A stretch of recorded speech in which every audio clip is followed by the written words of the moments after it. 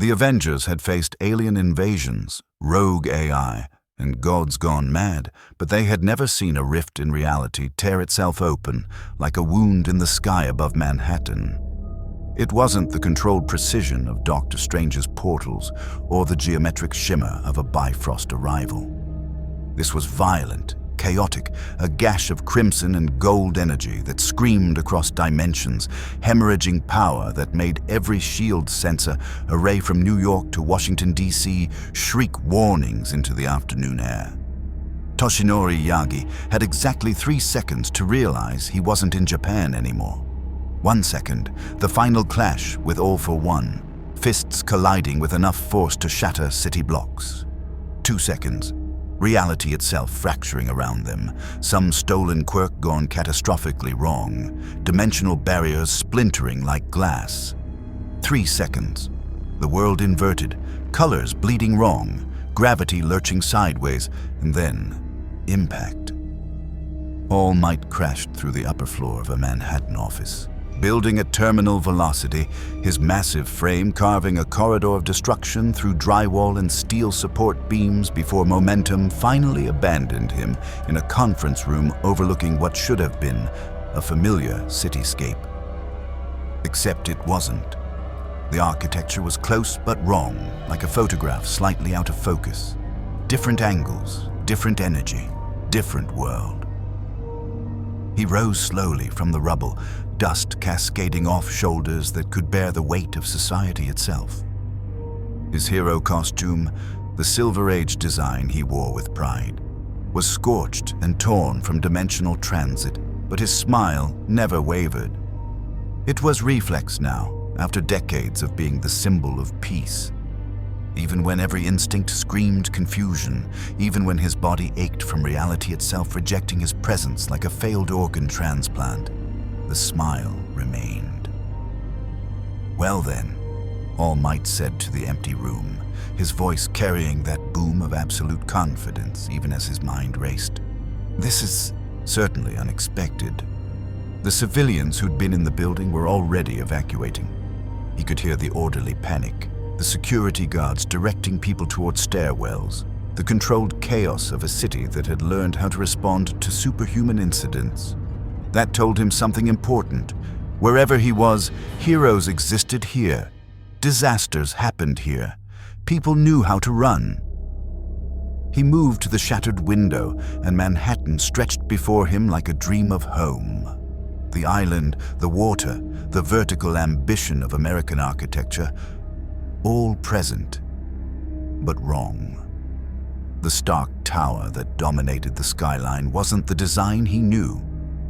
The advertisements on buildings promoted companies that didn't exist in his world, and the energy in the air felt different, charged with something other than quirks, thick with a power he couldn't quite name. All Might's smile faltered for just a fraction of a second before he forced it back to full radiance.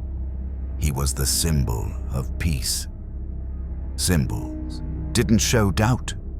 Symbols didn't. The explosion 6 blocks north cut his thoughts clean in half. Instinct overrode confusion. All Might launched himself from the building, one for all, flooding his muscles with power that felt slightly wrong here, like trying to flex through water.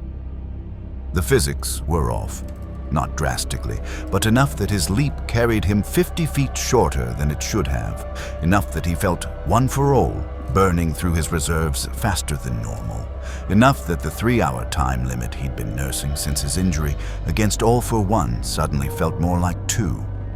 He could worry about that later. Right now, people needed saving. The street below had erupted into chaos. Some kind of armored vehicle, military-grade, experimental, stolen or hijacked, was carving through traffic while automated turrets swiveled and fired at fleeing civilians. All Might saw the geometry of disaster with a hero's practiced eye. 12 civilians in immediate danger. 4 injured. 2 pinned under an overturned taxi, and whoever was piloting that weapon still actively trying to kill. "Never fear," All Might roared as he descended like judgment itself, his voice carrying across the street with trained projection. For I am here." He hit the armored vehicle with a Detroit smash that sent it cartwheeling end over end down the street, turrets sparking and dying as the machine crumpled under the force of stockpiled superhuman strength spanning 8 generations of heroes. The impact cratered the asphalt. Car alarms shrieked, and for one perfect moment, every civilian on that street stopped running and stared at the towering figure standing in the wreckage, his smile absolutely radiant, his presence overwhelming. This was what he was. This was what he did. Dimension be damned. Heroism was universal. All Might moved with practiced efficiency, pulling civilians from danger, lifting the taxi off the pinned victims with one hand, directing evacuation with that booming voice of absolute authority. The people responded instinctively to the command in his tone, to the confidence that radiated from him like heat from a star. Within 90 seconds, the immediate danger had passed. Within 93 seconds, the Quinjet appeared overhead. All Might looked up as the aircraft descended with military precision, its design sleek and aggressive in ways that made his hero's instinct categorize it immediately. Official, governmental, armed. He held his position, making no aggressive moves but refusing to show submission. The symbol of peace didn't kneel to authority. He cooperated with it when that authority was just. The Quinjet's rear ramp lowered and 3 figures emerged. The first was a man in red, white, and blue, carrying a circular shield with a star at its center. Super soldier, All Might's mind supplied. The proportions were too perfect, the movement too controlled. This was someone operating beyond normal human limits. The man's expression was cautious but not hostile, blue eyes assessing All Might with tactical precision. The second was a woman with red hair, dressed in black tactical gear that screamed espionage. Her hands never strayed far from concealed weapons, and her stance was that of someone who'd learned to fight gods and lived to teach others. Assassin, but professional. Dangerous. The third made All Might's smile twitch despite his control. The man in the red and gold armor that landed with repulsor-assisted grace, faceplate sliding up to reveal a goateed face radiating cocky intelligence, was clearly this world's equivalent of a support item hero taken to its absolute zenith. The technology was stunning. Arc reactor glowing in the chest, weapons systems seamlessly integrated, every line suggesting engineering genius married to unlimited resources. "So," the armored man said, his tone carrying exactly the kind of casual arrogance that All Might recognized from every boundary-pushing inventor he'd ever met. "New guy, big entrance, lot of property damage, good smile, really selling it. I'm Tony Stark. You are?" All Might maintained his smile, his posture open but ready. "I am All Might," he said simply, his voice carrying that absolute confidence. "The symbol of peace, and I believe I'm very far from home." The man with the shield stepped forward, his body language shifting from caution to something more diplomatic. "I'm Captain America," he said, and there was weight to that title, a legacy that All Might recognized instantly. "These are my teammates, Black Widow and Iron Man. We're the Avengers." Avengers, not heroes. Not pro-heroes. The terminology was different, but the meaning was clear enough. "We need you to come with us," Captain America continued, his tone respectful but firm. "There are questions we need answered. Starting with how you punched that APC hard enough to fold it in half, and ending with the dimensional energy signature that lit up every sensor on the East Coast 3 minutes ago." All Might's smile never wavered, but behind it, his mind raced. He was in another world, surrounded by heroes he didn't know, operating on reserves that were burning faster than they should. His time was limited, his options were uncertain, and somewhere in the world he'd left behind, his students were without their teacher, his society without its symbol. But he was still standing, still smiling, still All Might. "I will cooperate," he said, his voice carrying absolute sincerity. "But first, please, are there any others who require assistance? The people here, are they safe?" Captain America's expression shifted, something like respect flickering in his eyes. "Shields securing the area, medicals en route. You got everyone out?" "Then I will come with you," All Might said, his smile radiating warmth even as his 3-hour countdown ticked inexorably forward. "I have many questions myself, and I suspect, gentleman and lady, that we have much to discuss. If you want to see more characters enter different universes, hit that subscribe button and drop the name of a character and the universe you'd want to see them in down in the comments below. With great power comes great responsibility. The Quinjet's interior was cramped with 4 passengers, but All Might maintained his presence, his smile, his absolute projection of heroic confidence even as Tony Stark's gauntlets ran scans that made his armor hum with data collection. Even as Black Widow watched him with eyes that had learned to spot lies in the breathing patterns of master manipulators. Even as Captain America studied him with a careful assessment of a soldier who'd learned that good intentions didn't always mean good outcomes. All Might sat in a world not his own, burning through time he couldn't spare, surrounded by heroes who didn't know if he was salvation or threat. And he smiled, because that's what symbols did, even when they were falling apart inside. The Avengers Tower rose above Manhattan like a declaration of intent. Sleek, modern, and radiating the kind of wealth that made even All Might's hero agency look modest. The Quinjet descended toward a landing platform that materialized from what had appeared to be solid building face, the kind of engineering that made Toshinori appreciate this world's technological sophistication, even as his body continued to register the wrongness of existing here. One for All pulsed uneasily in his core, like a heartbeat out of sync with reality itself. He had maybe 90 minutes left before the transformation collapsed. The platform sealed behind them with pneumatic precision, and All Might followed the Avengers into an interior that managed to be both functional command center and billionaire's showcase. Holographic displays flickered with data streams. The windows offered a view of Manhattan that made him homesick for Tokyo. And waiting in the center of the room, arms crossed and single eye, fixed on him with the intensity of a man who'd learned to trust no one, stood someone who radiated authority.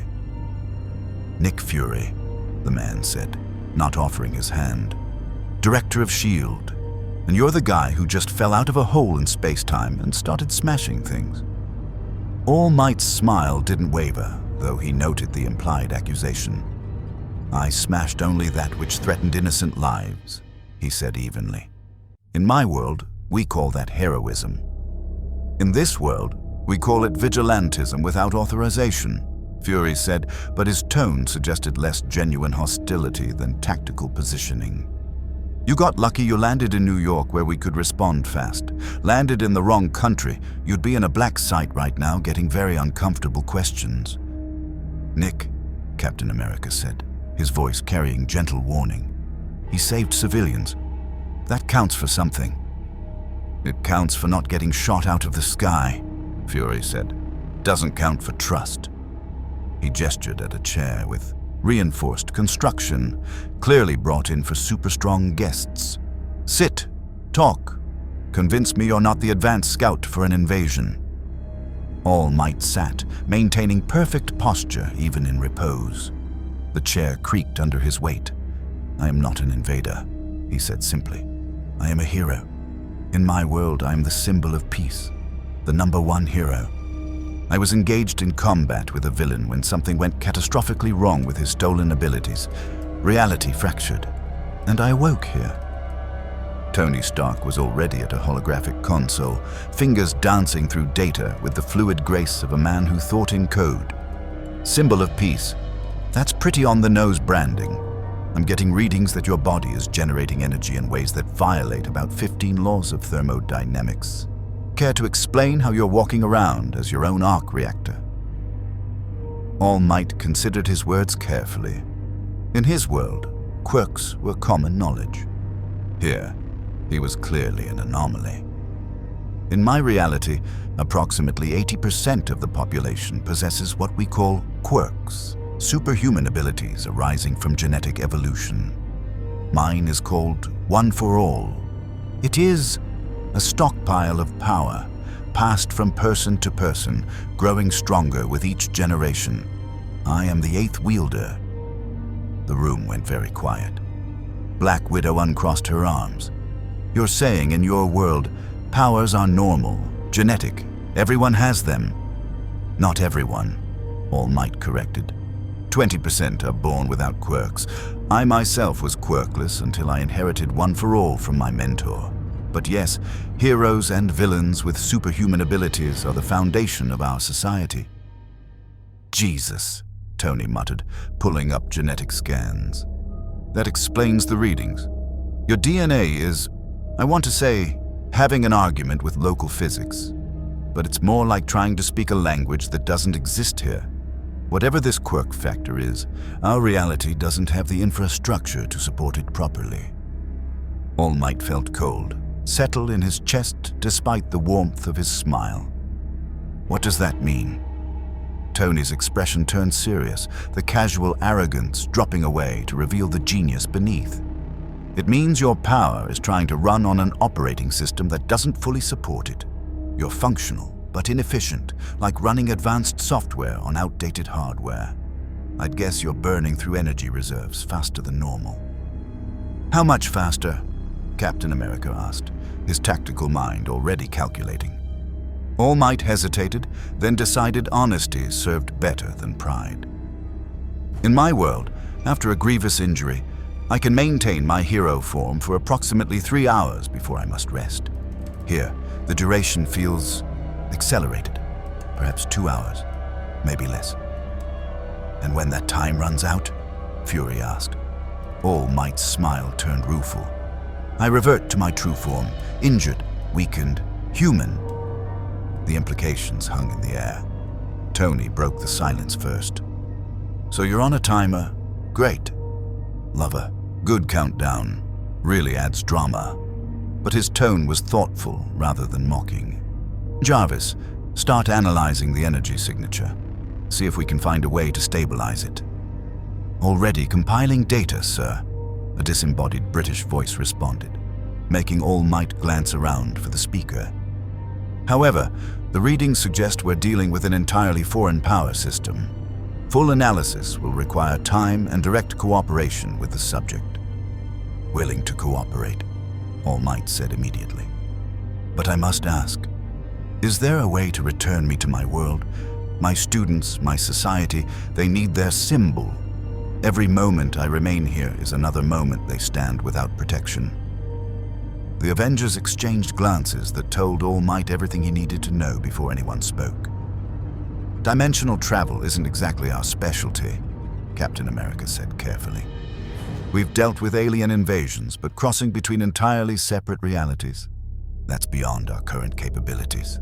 There may be someone who can help, Black Widow offered. We have contacts in the intelligence community. There are practitioners of what some call magic. People who understand things beyond conventional science. Magic, All Might repeated, the word feeling strange in his mouth. In his world, quirks that appeared magical were simply poorly understood science. But here, perhaps the rules were different. Yeah, well, we live in a world where a guy with a hammer summons lightning and claims to be a Norse god, Tony said. Magic's technically on the table, but that's a conversation for later. Right now, I've got more immediate questions. This villain you were fighting, All for One, what are we dealing with if he decides to follow you through? All Might's expression darkened, his smile taking on an edge of steel. All for One is a villain who has lived for over a century by stealing quirks from others and transferring his consciousness between bodies. He is ruthless, strategic, and possesses an arsenal of stolen abilities that make him a threat to entire nations. He and One for All have been locked in conflict for generations. So basically an evil you, Tony summarized. No, All Might said firmly. I protect people. He conquers them. I inspire hope. He cultivates fear. We are nothing alike." Captain America nodded slowly. "Understood. But Stark's right. If this guy can follow you, we need to be prepared. Can he?" All Might considered. "The dimensional rift that brought me here occurred during our final clash. If he survived, if he possesses the same quirk that caused the breach, perhaps. But I struck him with everything I had. If he lives, he would be grievously wounded." "Never assume the bad guys stay dead," Fury said flatly. "First rule of intelligence work, we'll operate under the assumption he could show up. SHIELD will monitor for additional dimensional breaches. In the meantime, we need to figure out what to do with you." "I'll help," All Might said, "immediately. However I can. I may be displaced, but I am still a hero. If there are people to save, if there are villains to stop, I will stand with you until I can return home." "Just like that?" Black Widow asked, her tone skeptical but intrigued. "No demands? No conditions?" All Might's smile was absolutely genuine. "A hero who demands compensation for saving lives is no hero at all. I fight because it is right, because people deserve to live in peace. That truth transcends dimensions." Captain America's expression shifted, something like recognition in his eyes. "I understand that philosophy," he said quietly. "It's good to meet someone who still believes in it." "Oh good, we're bonding," Tony said, but his tone was lighter. "Look, All Might, can I call you All Might, or is there a secret identity situation?" "Toshinori Yagi," All Might offered, "though I prefer All Might while in hero form. We maintain secret identities in my world as well for safety." "Toshinori, it is when you're human, All Might, when you're flexing." Tony nodded. "Here's what I'm thinking. You need somewhere to stay. You need time to adapt to local physics, and we need to know you're not going to accidentally level a city block because you miscalculate a punch. I'm offering you guest quarters here in the tower with full access to medical and technical support." "In exchange for?" All Might asked, recognizing a negotiation. "In exchange for cooperation," Fury cut in. "We study your abilities. You stay where we can monitor you, and if something comes through that rift looking for you, you stand with us to put it down." All Might stood, his full height impressive even in a room with super soldiers and powered armor. He extended his hand. "I accept, on one condition. If innocent people are in danger, I act immediately. I will not wait for authorization to save lives." Fury studied the offered hand for a long moment, then gripped it firmly. "If you save civilians without causing more problems than you solve, we won't complain. You cause an international incident, we have problems. Clear?" "Crystal clear, Director." Captain America stepped forward as Fury released All Might's hand. "I'll work with you on adapting to how we operate," he offered. "Our worlds might have different terminology, but heroism sounds pretty universal between us." "I would be honored," All Might said sincerely. "Though I must warn you, I'm accustomed to working alone. The symbol of peace stands as a singular deterrent. I may require time to adjust to team dynamics." "Join the club," Tony muttered. "We're all barely functional as a team. You'll fit right in." Black Widow moved toward the door. "I'll set up your quarters. Medical will want to run a full physical. And Captain, you're on babysitting duty for the first few patrols." "Not babysitting," Steve corrected. "Partnership. There's a difference." All Might felt something unclench slightly in his chest. These people were professional. Cautious, but not hostile. They understood heroism, even if their methods differed.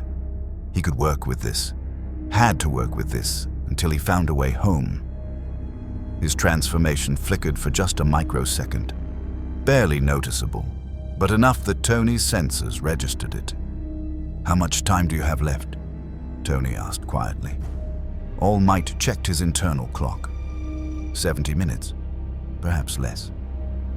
"Then let's get you to quarters before you Cinderella out in front of everyone," Tony said. Jarvis, prep medical bay, full genetic scan, energy analysis, the works, and see if we can rig up something to monitor his transformation trigger. Already prepared, sir. As they moved toward the elevator, All Might caught his reflection in the polished windows, massive, powerful, smiling. The symbol of peace, standing in a world that wasn't his own, surrounded by heroes who didn't know if they could trust him. His smile never wavered.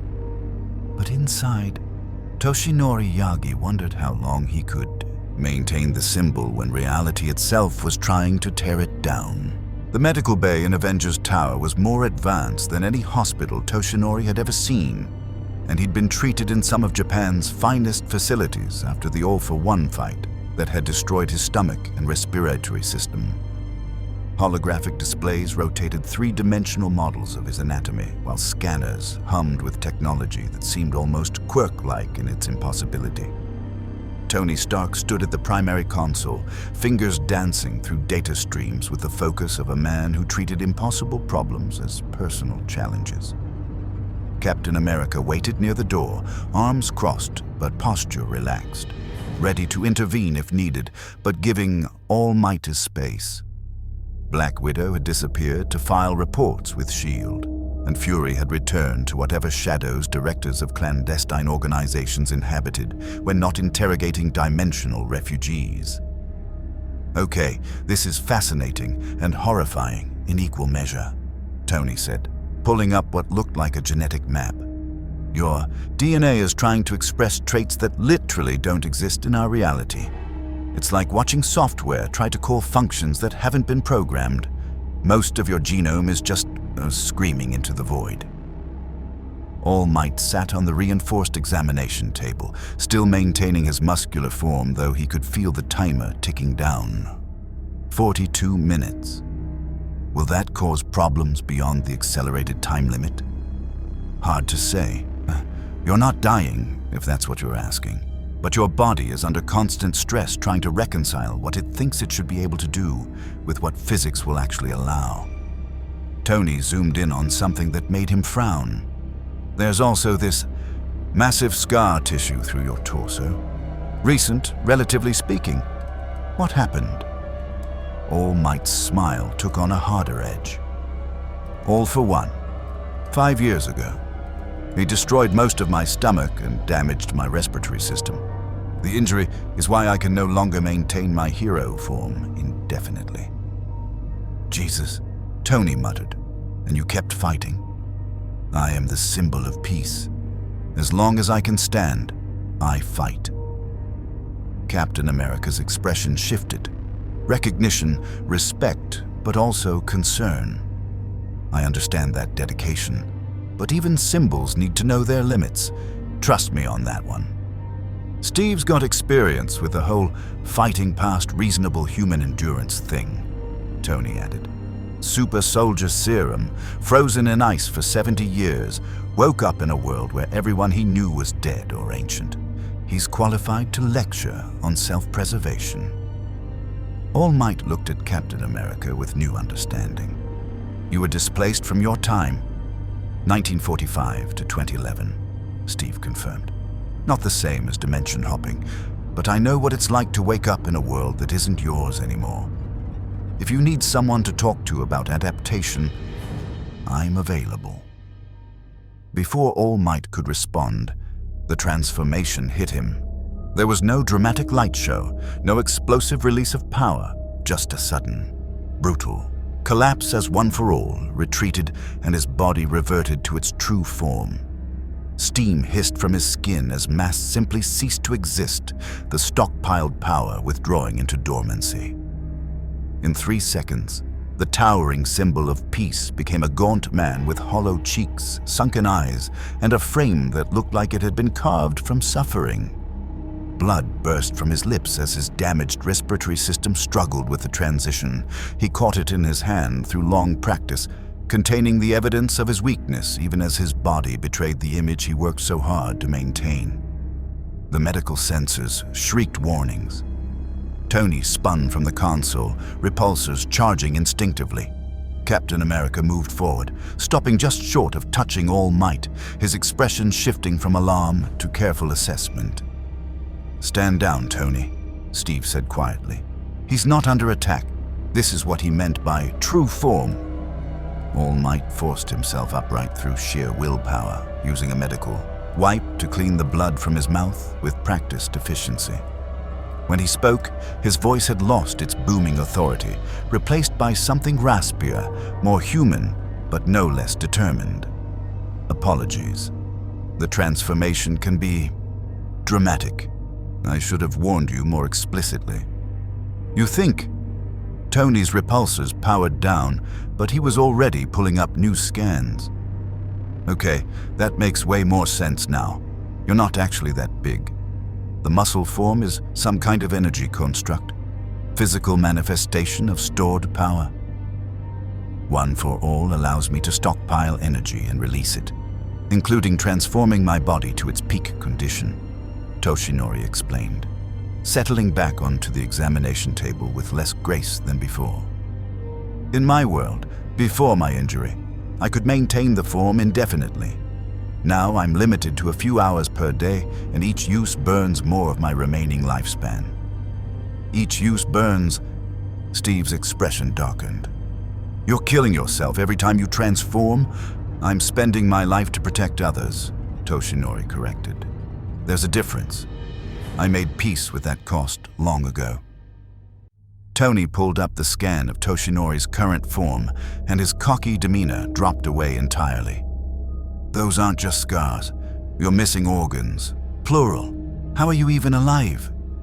18 surgeries, exceptional doctors, stubborn refusal to die while society still needs me. Toshinori managed a weaker version of his trademark smile. "I've been told I'm difficult that way." "You're insane," Tony said flatly. "Clinically, medically, inspirationally insane. You know that, right?" "I prefer dedicated." Captain America sat in the chair beside the examination table, his posture shifting from soldier to something more personal. "How much time do you have?" "Not until the next transformation. Total." "How much life?" Toshinori considered lying, then decided these heroes deserved honesty. "Unknown.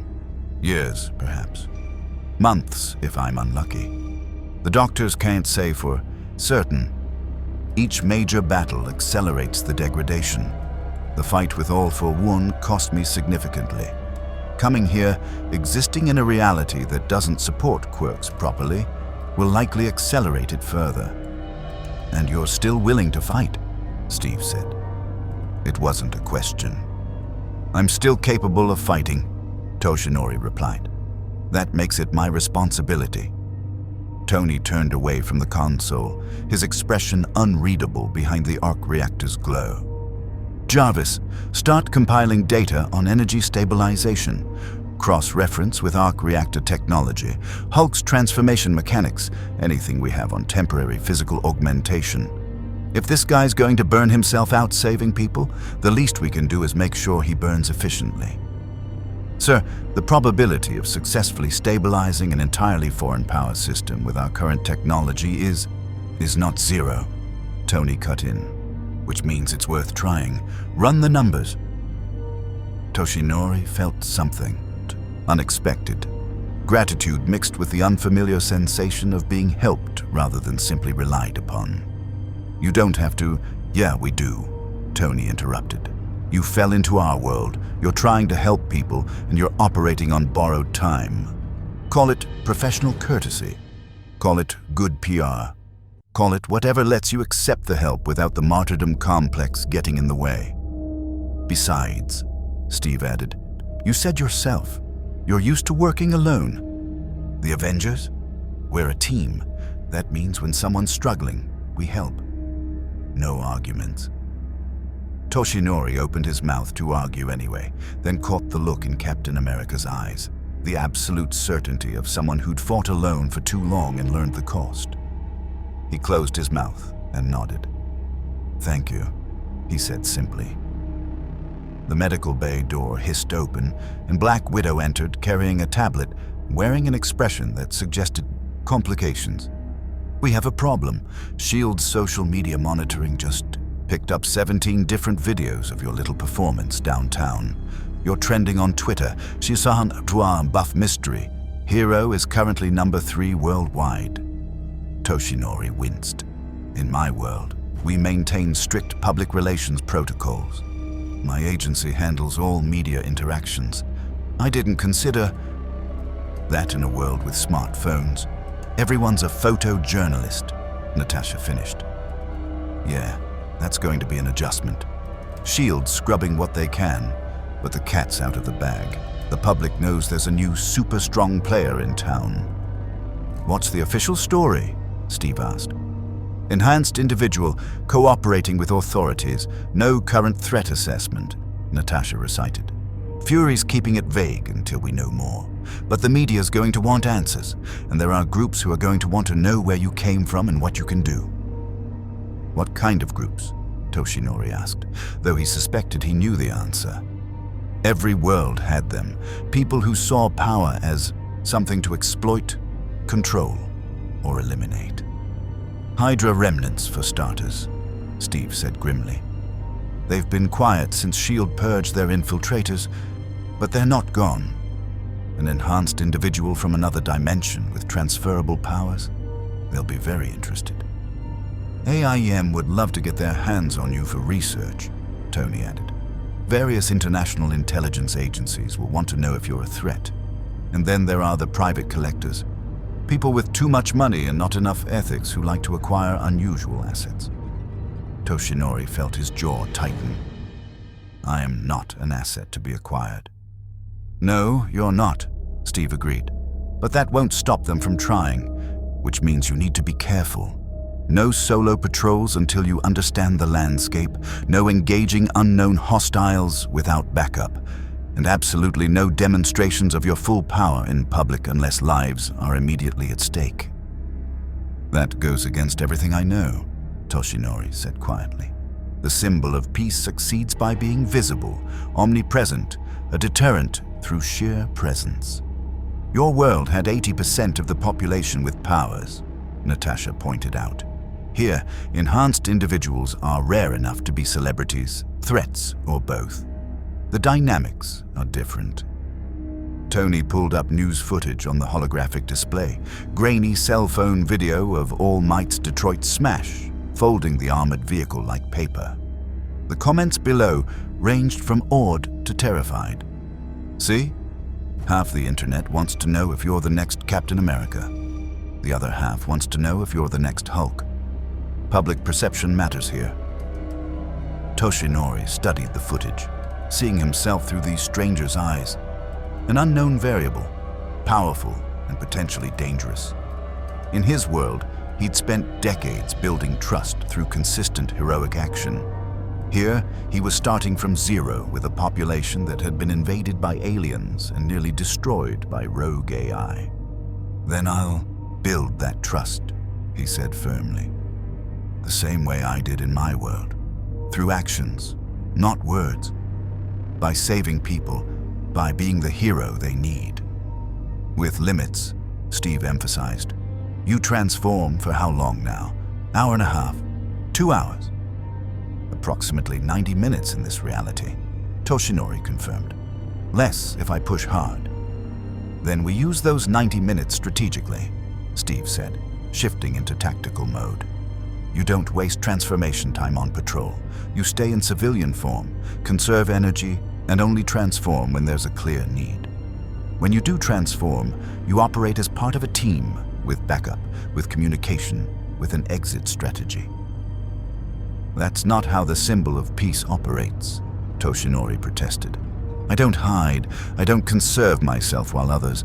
You're not in your world anymore," Natasha said, her tone gentle but unyielding. "Your rules don't apply here, and if you burn yourself out trying to be everywhere at once, you'll help no one." The words hit harder than Toshinori wanted to admit. They were right. He knew they were right. But accepting it meant acknowledging something fundamental, that the symbol of peace as he'd constructed it couldn't exist here. That he couldn't be the omnipresent deterrent that Japan had relied upon. That he was just a man with a powerful quirk and a limited lifespan, not an unshakable pillar of society. "I understand," he said finally, the words tasting like defeat, even though they were pragmatic. "I will adapt to your protocols, but I must ask, if there's an emergency, if people need help immediately, then you transform and you save them," Steve interrupted. "We're not asking you to stop being a hero. We're asking you to be smart about it. There's a difference between sacrifice and suicide." Toshinori met Captain America's eyes and saw someone who'd learned that lesson the hard way. "How do you do it?" he asked. "Balance the symbol with the man." Steve's smile was wry. "Still working on that. But I've learned that symbols are stronger when people know they're human underneath. Perfection is intimidating. Humanity is inspiring. My world needed perfection," Toshinori said quietly. "Needed an unbeatable hero to make villainy seem futile." "And it worked?" Tony asked. Toshinori thought of All for One, of the League of Villains, of every threat that had emerged despite his best efforts. It worked. Until it didn't. The medical bay fell silent, save for the hum of machines and the soft pulse of data streams. Finally, Steve stood. "Get some rest. Tomorrow we start training. You need to understand how we operate, and we need to understand your capabilities. After that, we'll see about getting you that magical consultation about getting home."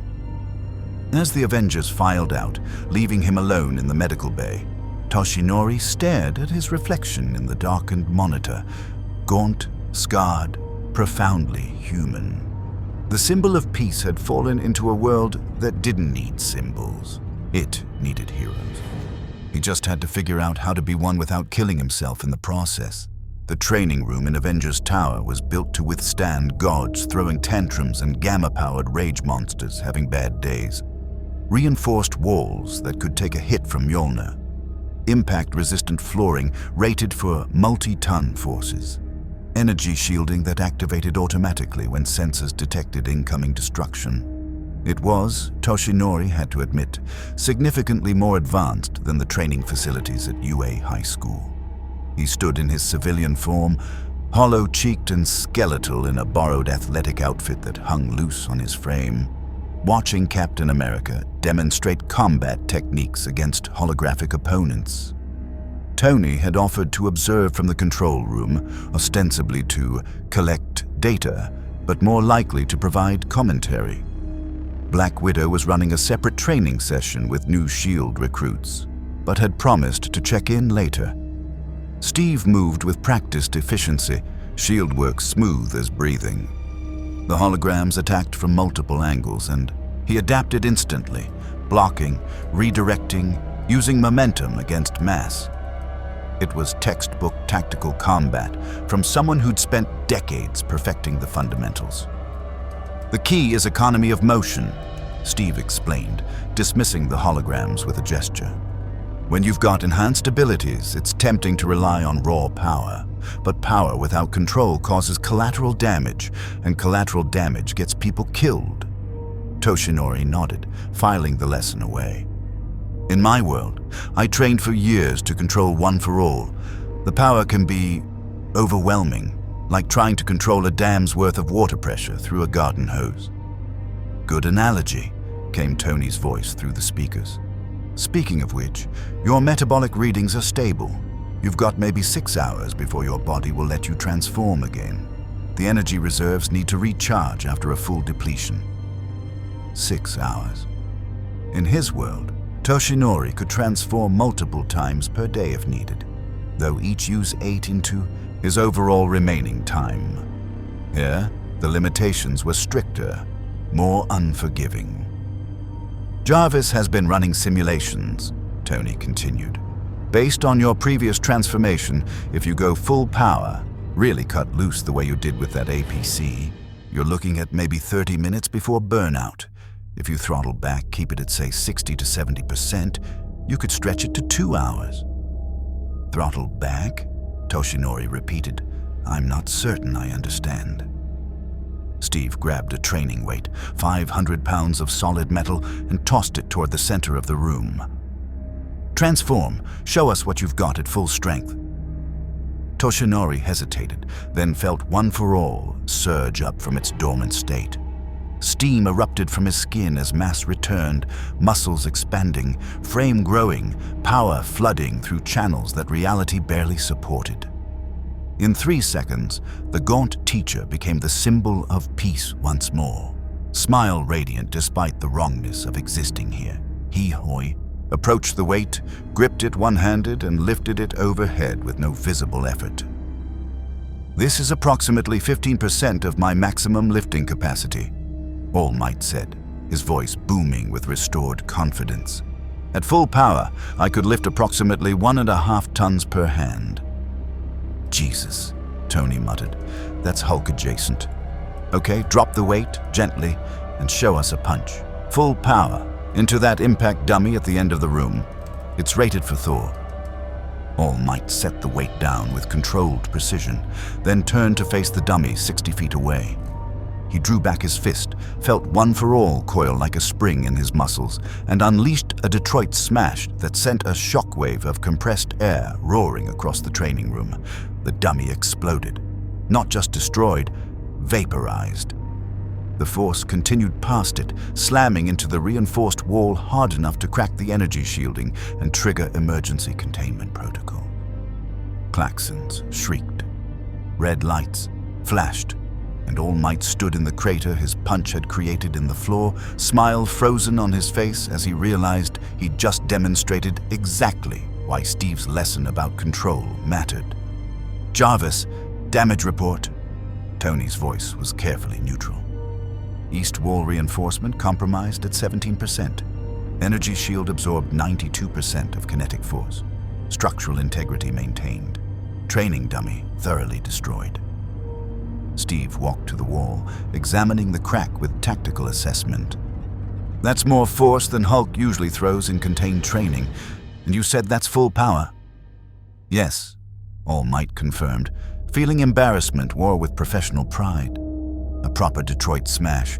I typically reserve such force for villains with extreme durability or when civilian safety demands overwhelming immediate threat neutralization.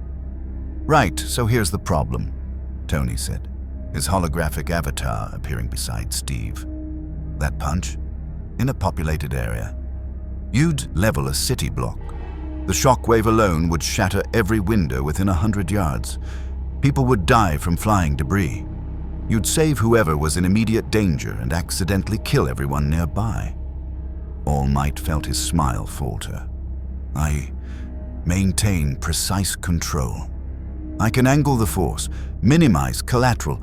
In your world, where physics work the way your powers expect them to, Steve interrupted gently.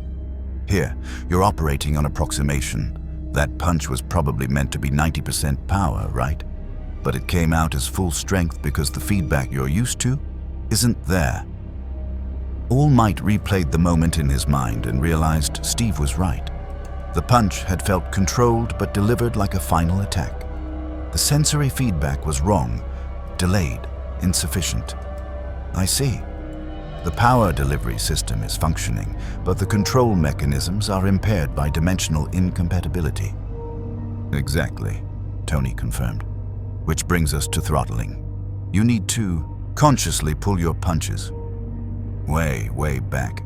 Think of it like driving a car with no speedometer in a world where all the speed limits are different. You have to guess and adjust constantly. How do I practice this without destroying your facility? All Might asked. Steve gestured to the holographic controls, and suddenly the room filled with dozens of floating targets. Some labeled with weight ratings, others marked with vulnerability indices. We start simple, hit the targets at specific force levels, learn to feel the difference between a 10% punch and a 30% punch. Build a new calibration system from scratch. For the next 40 minutes, All Might practiced hitting things gently. It was, without question, one of the most frustrating experiences of his heroic career. The 500-pound target that should have been trivial to punch with exactly enough force to move but not destroy. He vaporized it. The reinforced dummy rated for light super strength. Training. He sent it through the wall, the holographic opponent that Jarvis generated with instructions to incapacitate without lethal force. All Might's pulled punch still hit hard enough that the simulation declared the target would have died from blunt force trauma. "This is impossible," All Might said after the 17th failed attempt, steam hissing from his skin as frustration mounted. "I've been using One for All for decades. I know how to control it." "You knew how to control it in your reality," Steve corrected, not unkindly. "This is different. You're essentially relearning to walk." "Captain Rogers is correct," Jarvis added. "Your proprioceptive feedback is calibrated for a universe with different physical constants. May I suggest a different approach?" "I'm listening," All Might said, willing to try anything. "Rather than attempting to reduce power output, try focusing on precision placement. Your martial technique is sound. You have excellent form, trained reflexes, strategic targeting. Instead of punch softer, think punch exactly here, at exactly this angle, to achieve exactly this result." All Might considered that. It was how he'd trained Midoriya, not to reduce One for All's power, but to focus it so precisely that even a small percentage became devastatingly effective. Strategic precision over raw reduction, I can work with that. The next target appeared, a holographic villain holding a holographic hostage. The objective was clear: incapacitate the villain without harming the civilian or destroying the surrounding virtual environment. All Might studied the scenario with tactical precision. Angle of approach, force vector, impact point. He moved, not with overwhelming power, but with surgical accuracy, and his fist connected with the villain's pressure point at exactly the angle needed to drop them without lethal force. The simulation froze. "Incapacitation successful," Jarvis announced. "Civilian unharmed. Collateral damage minimal. Force applied, approximately 28% of subject's maximum output." "There we go," Tony said, satisfaction clear in his voice. "That's how you do it. Precision beats power every time." All Might felt his smile become genuine. Again, more scenarios. They ran through dozens: hostage situations, structural collapse scenarios, multiple attackers with varying durability, civilian evacuation under fire. Each time, All Might focused not on punching softer, but on punching smarter, using angles, leverage, tactical targets. His success rate climbed steadily. He was so focused on training that he didn't notice his transformation timer running out until the steam started to intensify. "All Might, you're at 92 minutes, Tony warned. "You want to push it or call it?" All Might checked his internal reserves and felt the familiar warning signs. Exhaustion creeping in, power starting to flicker, the inevitable collapse approaching. "I should revert before..." The training room door exploded inward. Not opened, exploded. The reinforced security door tore from its moorings as something massive and purple and very, very angry shouldered through with a roar that rattled All Might's teeth. For a fraction of a second, his hero's mind catalogued details. 8 feet tall, muscles on muscles, purple-gray skin, tattered pants, eyes full of rage but also terrifying intelligence. This wasn't a mindless monster. This was a thinking, strategic threat in a body built for destruction. "Hulk smash robot voices!" the creature bellowed, and All Might realized with sinking horror that Bruce Banner had apparently taken exception to Jarvis's training protocols. "Oh shit," Tony's voice cut through the speakers. "Okay, minor problem. Banner had a disagreement with some SHIELD scientists about ethics in human experimentation, and apparently that triggered an episode. I was monitoring, but..." Stark make voice. "Tell Hulk what to do," Hulk roared, grabbing a piece of the destroyed, door and hurling it at the control room window with enough force to crack the reinforced glass. All Might moved on pure instinct. His transformation was failing, steam intensifying as his time ran out, but he still had maybe 30 seconds of power left. He put himself between Hulk and the control room, hands raised in a placating gesture, smile firmly in place despite the absurdity of trying to calm a rage monster while collapsing. "Easy, friend," All Might said, his voice booming but carefully controlled. "I understand you're upset, but destroying property won't solve—" Hulk's fist came at his face with freight train force. All Might blocked on instinct, one for all surging up to meet Hulk's strength, and the impact created a shockwave that shattered every remaining window in the training room. The floor cracked, equipment exploded, and All Might's feet skidded backward 12 feet before he arrested his momentum. His arms screamed in protest. That wasn't 20% of his strength. That was maybe 40% of Hulk's, and Hulk was still accelerating. "Not friend," Hulk bellowed. "Hulk smash Big Smile Man too. Stand down." Steve's voice cut through as Captain America sprinted into the room, shield raised. "Bruce, it's us. You're in the tower. You're safe." "Safe is lie." Hulk's rage intensified, muscles swelling, and All Might recognized the terrible feedback loop. Anger feeding strength, feeding anger. He'd seen it before in villains with emotion-linked quirks. They want Hulk for weapon, always want Hulk for weapon. All Might's transformation flickered. 20 seconds left, maybe less, and he made a decision that went against every tactical instinct. He dropped his guard, lowered his hands, and stood completely open before the Hulk. "Then don't be a weapon," All Might said, his voice dropping the theatrical boom, becoming something more honest. "Be a hero." Hulk's fist stopped 6 inches from All Might's face. The rage-filled eyes focused, confusion breaking through fury. "What?" "A weapon is used by others. A hero chooses." All Might's smile was gentle now, sad, understanding. "I understand feeling like the whole world wants to control you, wants to use your power for their purposes, but you're more than your strength, you're more than their fear." "Hulk, not weapon." The creature's voice dropped, uncertainty replacing rage. "No, you're Bruce Banner, and you're the Hulk, and both of you are heroes." The transformation failed. Steam exploded from All Might's form as mass collapsed, power retreated, and the symbol of peace became the skeletal teacher standing before an 8-foot rage monster with nothing but conviction and a sad smile. Toshinori looked up at the Hulk, still massive, still dangerous, but no longer advancing, and spoke with raspy honesty. "I know what it's like to be two people, the symbol everyone needs, and the man who's dying inside. The weight of being the only one who can solve every problem. The fear that if you ever stop, everything collapses. But you don't have to carry that alone. None of us do. That's what teams are for."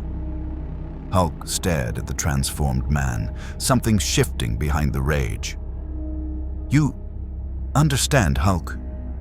I understand being powerful and terrified and so tired," Toshinori said. "But I'm learning that accepting help doesn't make you weak. It makes you smart." The green was fading. The muscles were receding. And within seconds, Bruce Banner stood where the Hulk had been, naked, disoriented, and staring at Toshinori with naked vulnerability.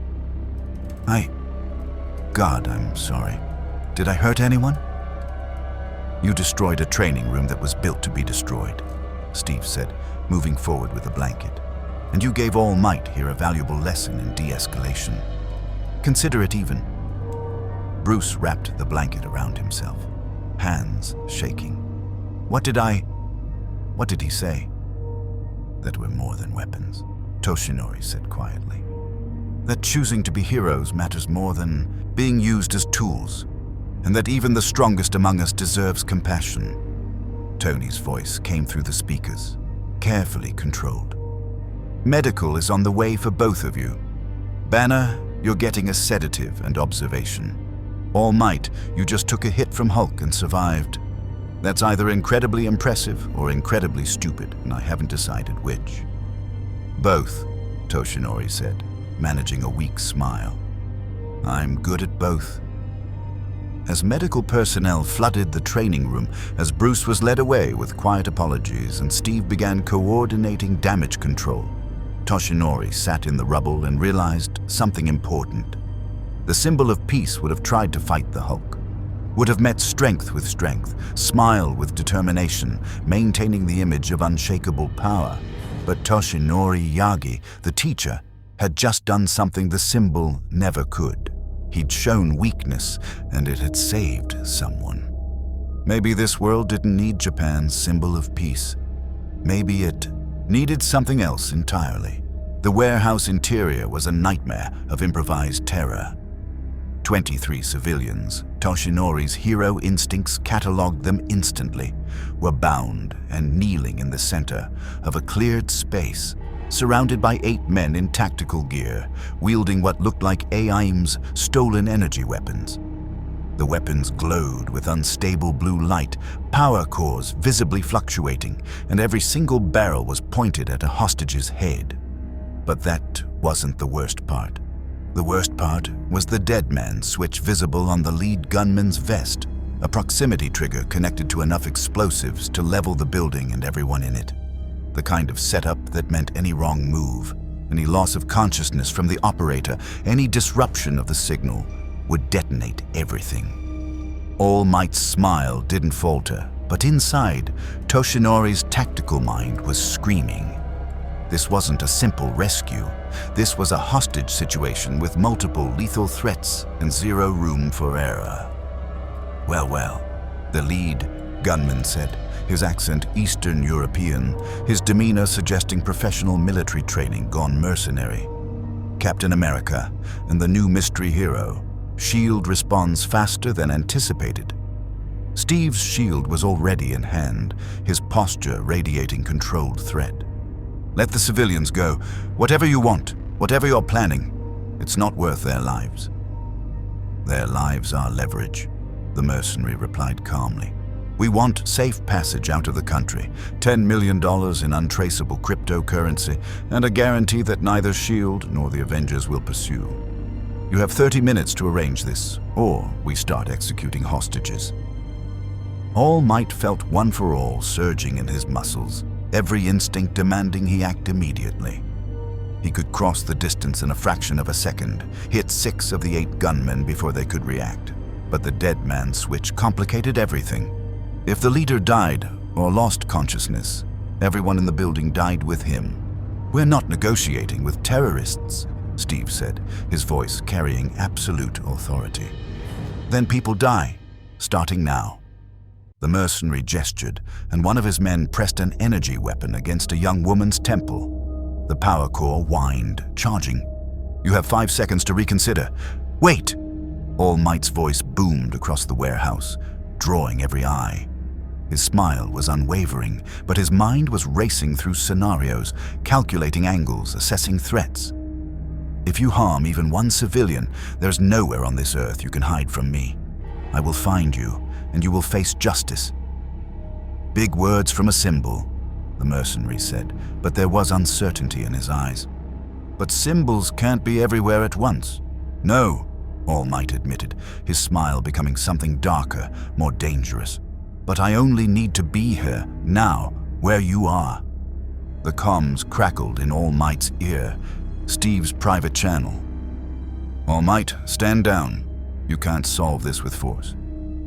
The dead man switch. I see it, Captain, All Might murmured, barely moving his lips. But I also see 8 gunmen with unstable weapons, 23 terrified civilians, and a ticking clock. What's your play? We stall. Buy time for S.H.I.E.L.D. to send a negotiator. Find a tactical solution that doesn't get everyone killed. And if there isn't one? All Might asked, his smile never wavering even as he spoke. If they start executing hostages in 4 minutes, do we watch and wait?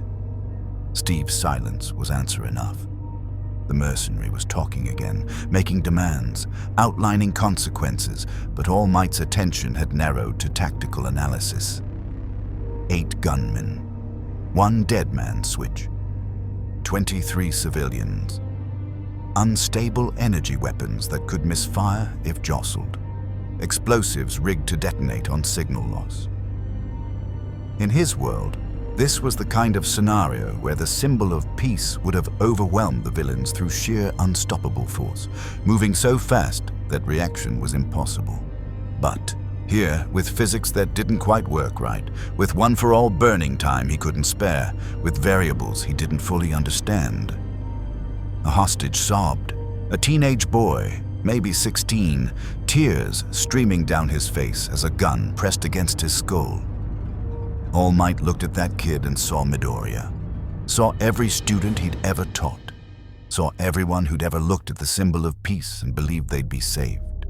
And he made a decision that Captain America wasn't going to like. "Captain," All Might said quietly through comms, "I need you to trust me. When I move, you move. Shield trajectory. 45 degrees from my position, ricochet off the ceiling support beam to the leader's right." "All Might, if you're planning what I think, 3 civilians are going to die in the next 2 minutes if we don't act," All Might interrupted.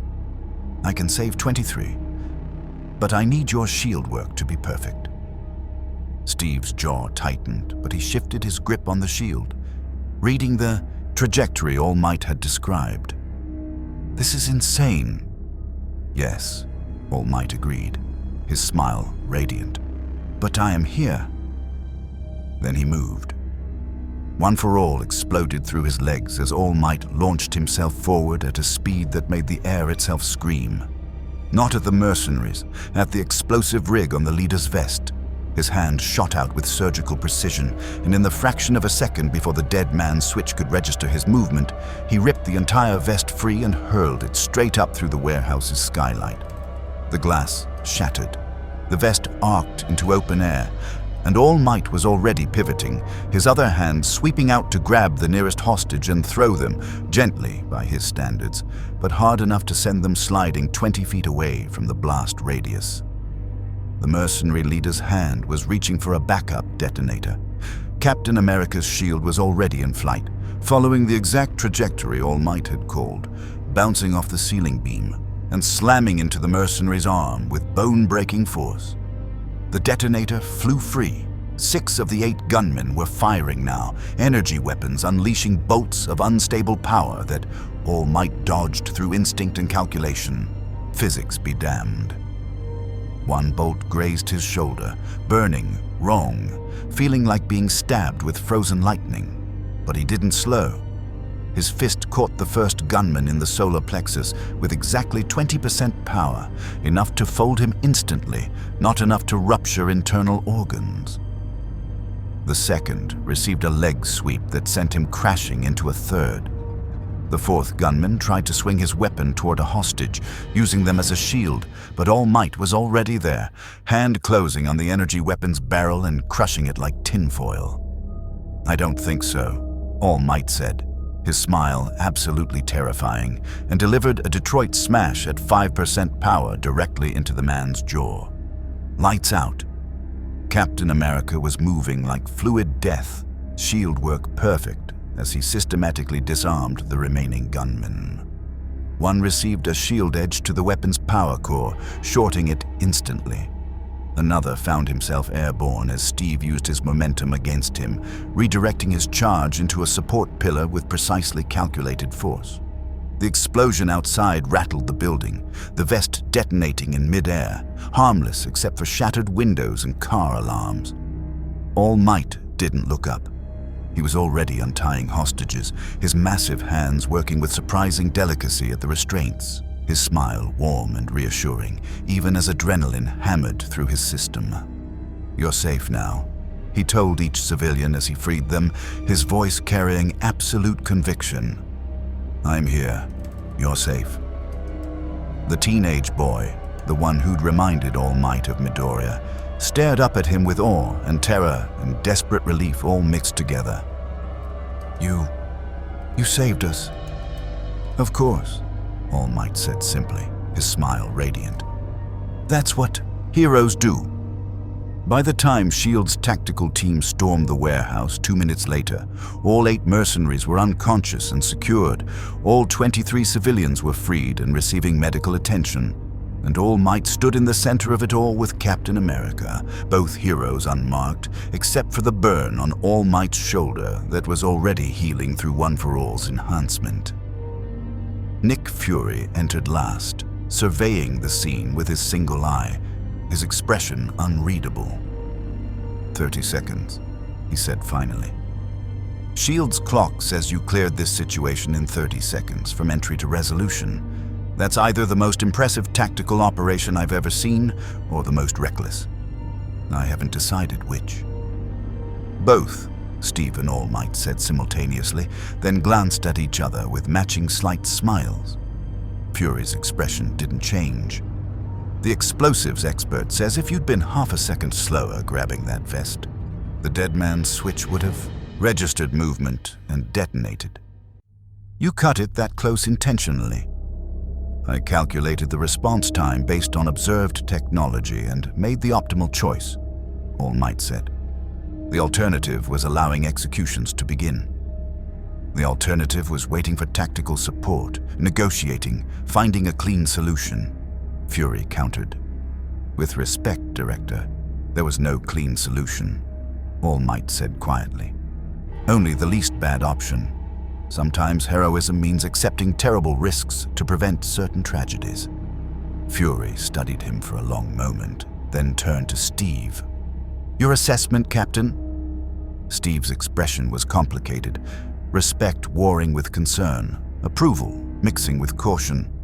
He saved 23 people, made a tactical call under extreme pressure, executed flawlessly, but he looked at All Might directly. He took a risk that could have killed everyone in this building if he'd miscalculated by a fraction of a second. In my world, we call that heroic. But we also call it unsustainable.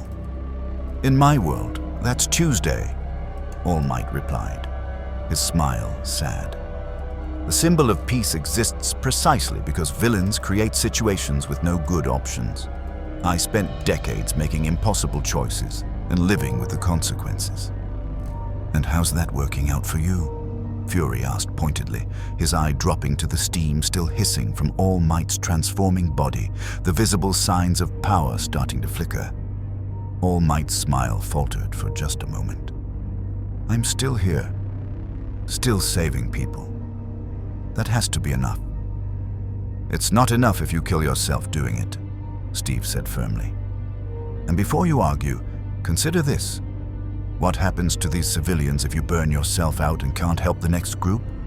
Or the group after that? You're thinking in single missions. Heroes think in careers. The words hit harder than All Might wanted to admit. In his world, he'd been running on borrowed time since the All-for-One fight, knowing every transformation brought him closer to the end. He'd made peace with that. But here, in this world, with these heroes who barely knew him already, treating him like one of their own. How much time do you have left? Fury asked. All Might checked his internal reserves. The 30-second burst of action had burned through his energy faster than normal, the physics incompatibility making everything cost more. 40 minutes, maybe less if I push. Then we get you back to the tower, run diagnostics, and figure out how to make those 40 minutes last longer, Fury said. It wasn't a suggestion. Romanoff and Stark cleared Midtown, false alarm, sensor ghost, but we've still got Hell's Kitchen showing active energy signatures, and now we know these weapons are out there with terrorists willing to use them on civilians. We need you functional for whatever comes next. All Might wanted to argue, wanted to insist he could keep going, maintain the image, be the symbol this world needed. But the exhaustion was real. Herman the Timer was unforgiving, and these people were offering help instead of expecting perfection. Understood, he said finally.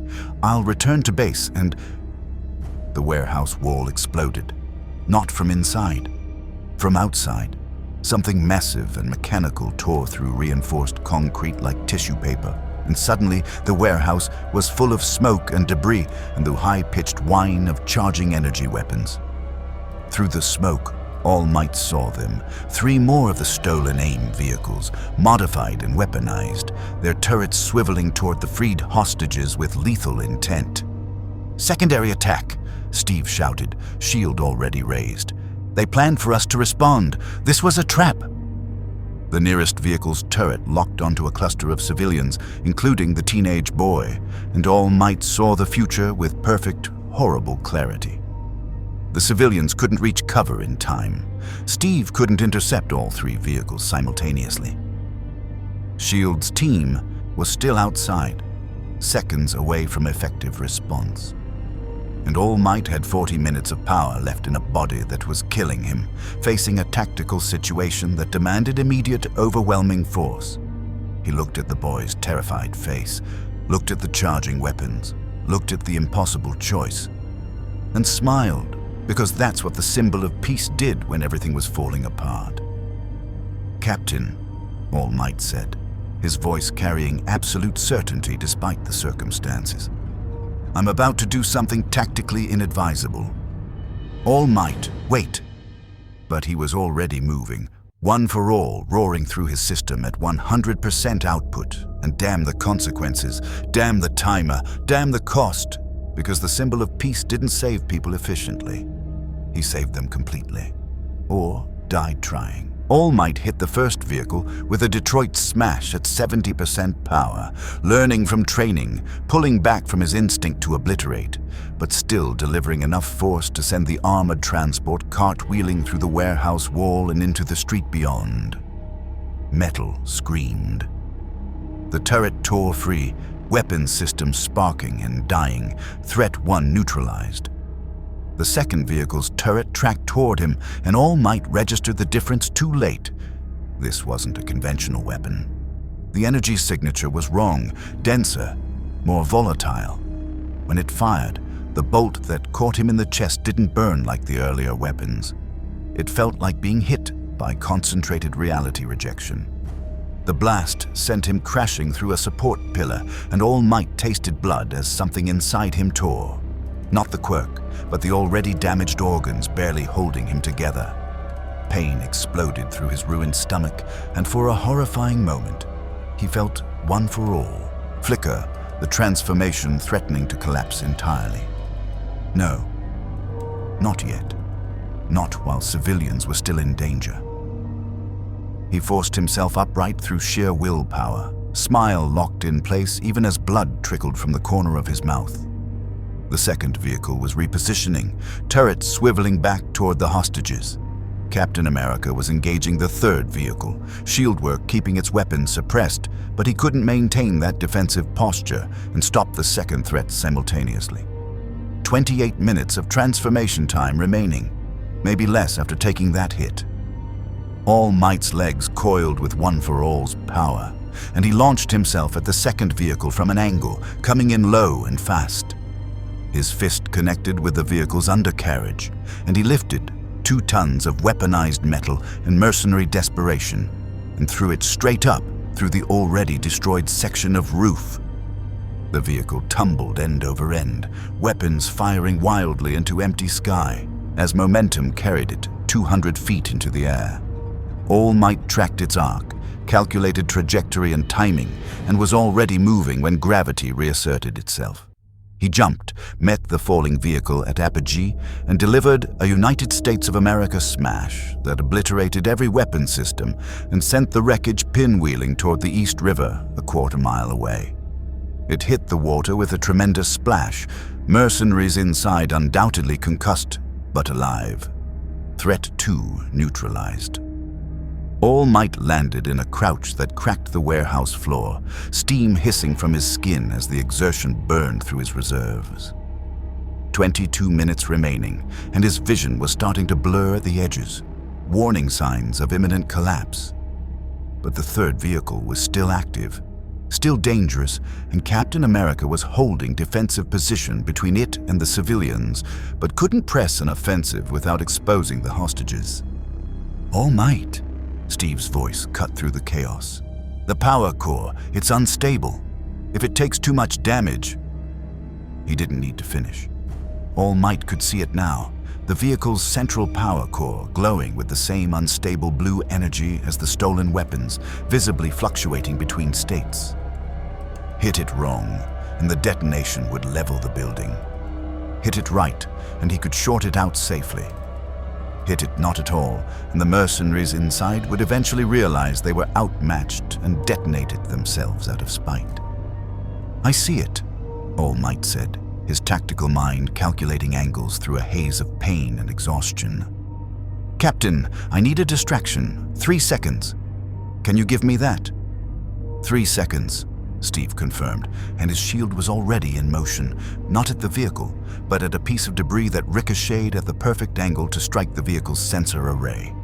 The turret jerked, tracking the impact, momentarily disoriented. All Might moved. Not fast.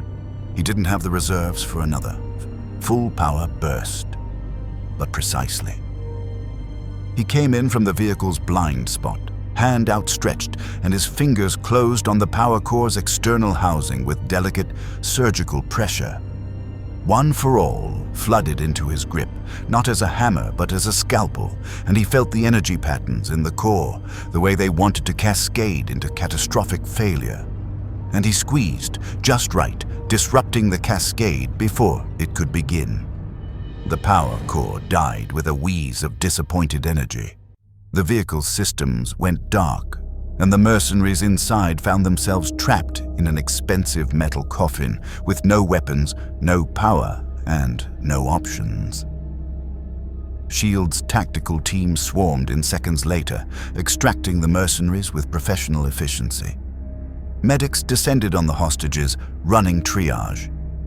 And All Might stood in the center of the destroyed warehouse, smile still in place, while his body screamed that it had nothing left to give. 18 minutes of transformation time remaining. Each breath felt like broken glass. "Medical, we need immediate assessment on All Might," Steve said into his comm, moving to All Might's side with concern clear in his expression. That blast hit him directly. Unknown energy signature.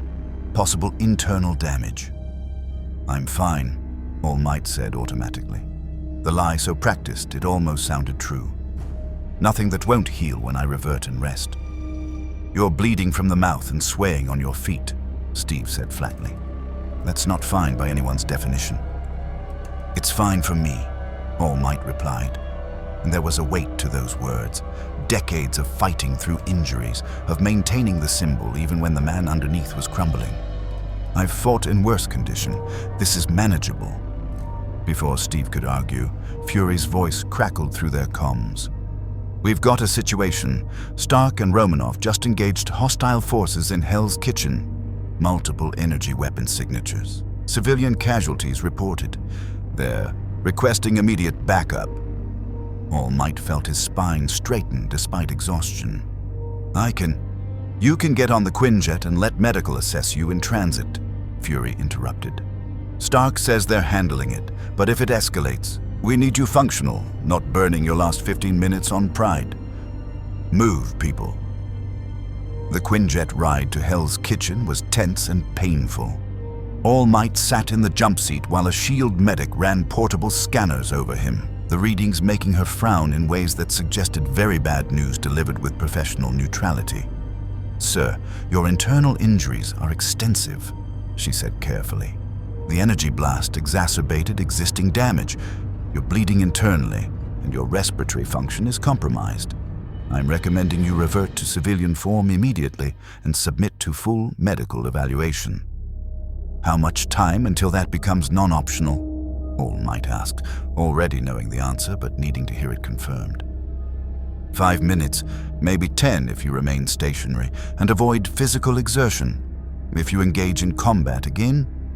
She trailed off, but the implication was clear. Steve sat across from him, shield resting against his knee, expression troubled.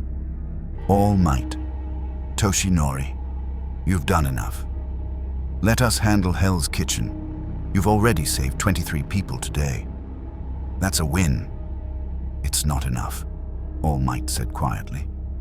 "Not while there are more people in danger. Not while I still have power to protect them. Even if it kills you. Especially if it kills you," came Tony Stark's voice through the Quinjet's speakers. He'd patched into their comms from Hell's Kitchen. "Listen, I appreciate the whole heroic sacrifice aesthetic. Really sells the Superman vibe. But here's the thing about dying heroically. You're still dead, and dead heroes don't save anyone tomorrow." All Might's smile tightened. "In my world, I accepted that I was living on borrowed time. Every day, every transformation, every person saved was a gift beyond what I deserved after All for One destroyed me. If I burn out today, saving lives, that's a trade I make gladly." "That's the stupidest thing I've ever heard," Tony said bluntly. "And I once tried to fly a nuclear missile through a wormhole, so I'm qualified to judge stupid heroics. You want to know the difference between martyrdom and sustainability? Martyrs get remembered. Sustainable heroes save people next week." "Stark's got a point," Natasha's voice cut in, slightly breathless. She was clearly in the middle of combat. "We've got the situation mostly contained here. 4 hostiles with energy weapons, maybe a dozen civilians caught in crossfire. We can handle this without... Hold on." The sound of repulsor fire and gunfire erupted through the comms. Then Natasha's voice returned, tighter. "Correction, we've got 8 hostiles, and they just activated something big. Energy signatures spiking. Stark, what am I looking at?" "That would be a military-grade energy cannon," Tony said, his tone shifting from casual to deadly serious. "The kind of thing that's designed to punch through armored bunkers, and it's currently pointed at a residential building. I can intercept the blast, but if they fire a second shot while I'm repositioning..." He didn't finish. Didn't need to. All Might was already standing, ignoring the medic's protests, ignoring the pain screaming through his damaged organs. "How long until we arrive?" 90 seconds, the pilot reported. "Then I have 90 seconds to prepare," All Might said, his smile returning. Not the practiced, simple smile, but something grimmer, more honest. "Captain Rogers, if I burn out in Hell's Kitchen, if this costs me my remaining time, I need you to promise me something." Steve's expression was conflicted, respect warring with concern, understanding mixing with frustration. "All Might, promise me you'll find a way to return me to my world," All Might interrupted. "My students need their teacher. My society needs their symbol, even if I can no longer maintain the role. Promise me you'll try." Steve stood, moving to All Might's side and extended his hand. When All Might gripped it, the super soldier's strength was evident but controlled. "I promise we'll get you home. But I'm also promising this. You're not dying today. We save the civilians, we stop the threat, and we all walk out alive, including you. That's the mission." All Might felt something unclench in his chest. Not relief exactly, but the unfamiliar sensation of shared burden, of not carrying everything alone. "Then let's complete the mission," he said. The Quinjet's rear ramp dropped as they screamed over Hell's Kitchen at 200 miles per hour, descending toward a street that looked like a war zone. Tony's Iron Man armor was visible, engaging multiple hostiles, repulsors firing with precise, non-lethal accuracy. Black Widow was in close quarters, combat with 2 mercenaries, her movements efficient and brutal. And there, impossible to miss, was the energy cannon, massive, humming with barely contained power, its barrel tracking toward the apartment building where civilians were visible in windows, frozen in terror as they realized they were targets. All Might didn't wait for the Quinjet to land. He jumped from 60 feet up, one for all, cushioning the impact as he cratered the street between the cannon and its targets. Steam erupted from his form, and when he straightened to his full height, smile radiant despite everything, the mercenaries actually took a step back. "I am here!" All Might's voice boomed across Hell's Kitchen, carrying that absolute authority that had once stopped crime across an entire nation. and I'm asking you once to stand down. Surrender now, and you will be treated fairly. Continue this assault on innocents, and I will stop you with whatever force necessary." The mercenary operating the energy cannon was either braver or stupider than his companions. His hand moved toward the firing mechanism. All Might moved faster. He crossed the 40 feet between them before the mercenary's finger reached the trigger, hand closing on the cannon's barrel with crushing force. One for All surged through his grip, and he bent the barrel upward, 90 degrees, then 180, until it pointed at the sky and crushed the firing mechanism to scrap metal. The cannon's power core began to whine, cascade failure imminent. "Stark!" All Might shouted. "The core's going critical." "On it." Tony dove, arc reactor glowing bright, and his armor's hands closed on the power core with mechanical precision. He ripped it free of the cannon's housing, rocketed 300 feet into the air, and released it just as the core detonated in a bloom of blue energy that illuminated Hell's Kitchen like a second sun. All Might didn't watch the explosion. He was already moving, systematically disarming the remaining mercenaries with precise, measured force. 20% power to drop this one. 15% to shatter that weapon. A leg sweep at normal human strength for the one who'd already dropped his gun. Captain America landed beside him, shield work keeping civilians back from the danger zone, coordinating S.H.I.E.L.'s tactical response. Black Widow had already secured 4 hostiles, zip-tied and unconscious.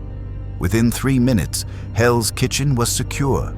Within 4 minutes, All Might's transformation collapsed. It wasn't dramatic. No explosion of steam, no theatrical announcement. One moment he was the symbol of peace, towering and powerful.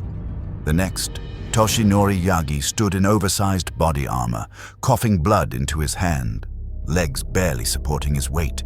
He managed 3 steps before his legs gave out entirely. Steve caught him before he hit the ground, supporting the skeletal teacher with super soldier strength that made the rescue look effortless. "I've got you. Medical's inbound. You're going to be fine." The civilians.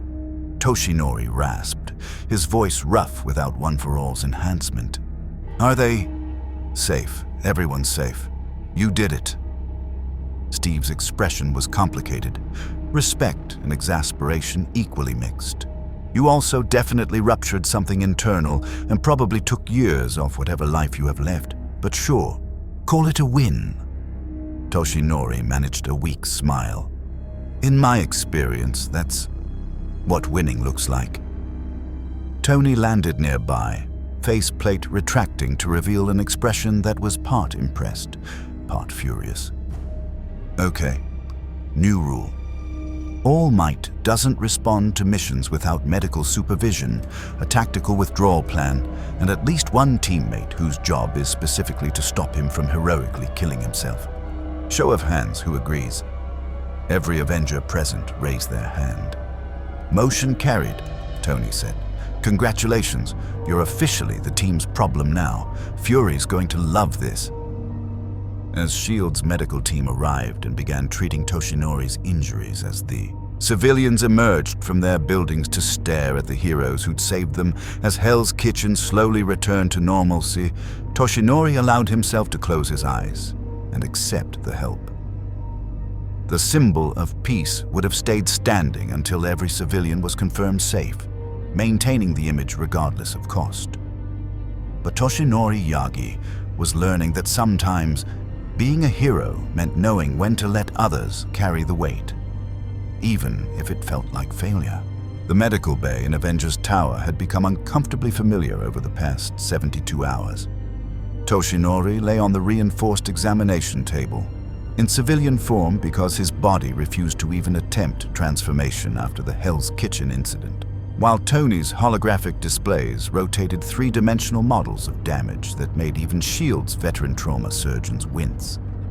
"So here's the good news," Tony said, manipulating the hologram to highlight Toshinori's torso. "You didn't rupture anything new. The bad news is everything that was already damaged got significantly worse.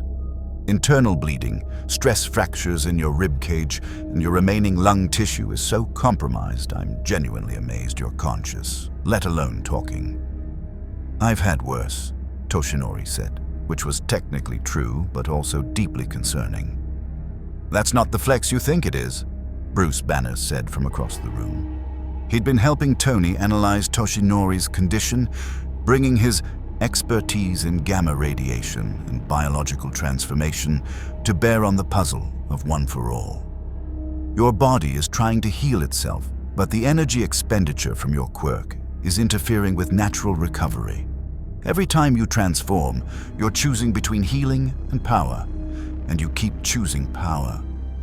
Because people need saving, Toshinori said simply. And who saves them when you're dead? Steve asked from his position near the door. He'd barely left the medical bay since they'd returned, maintaining a quiet vigil that Toshinori found both touching and slightly guilt-inducing. You can't protect anyone from a grave, Toshinori. The use of his civilian name instead of his hero identity felt deliberate, a reminder that underneath the symbol, he was just a man with finite limits. In my world, I trained a successor, Toshinori said quietly. A student named Izuku Midoriya. I gave him One for All because I knew my time was running out.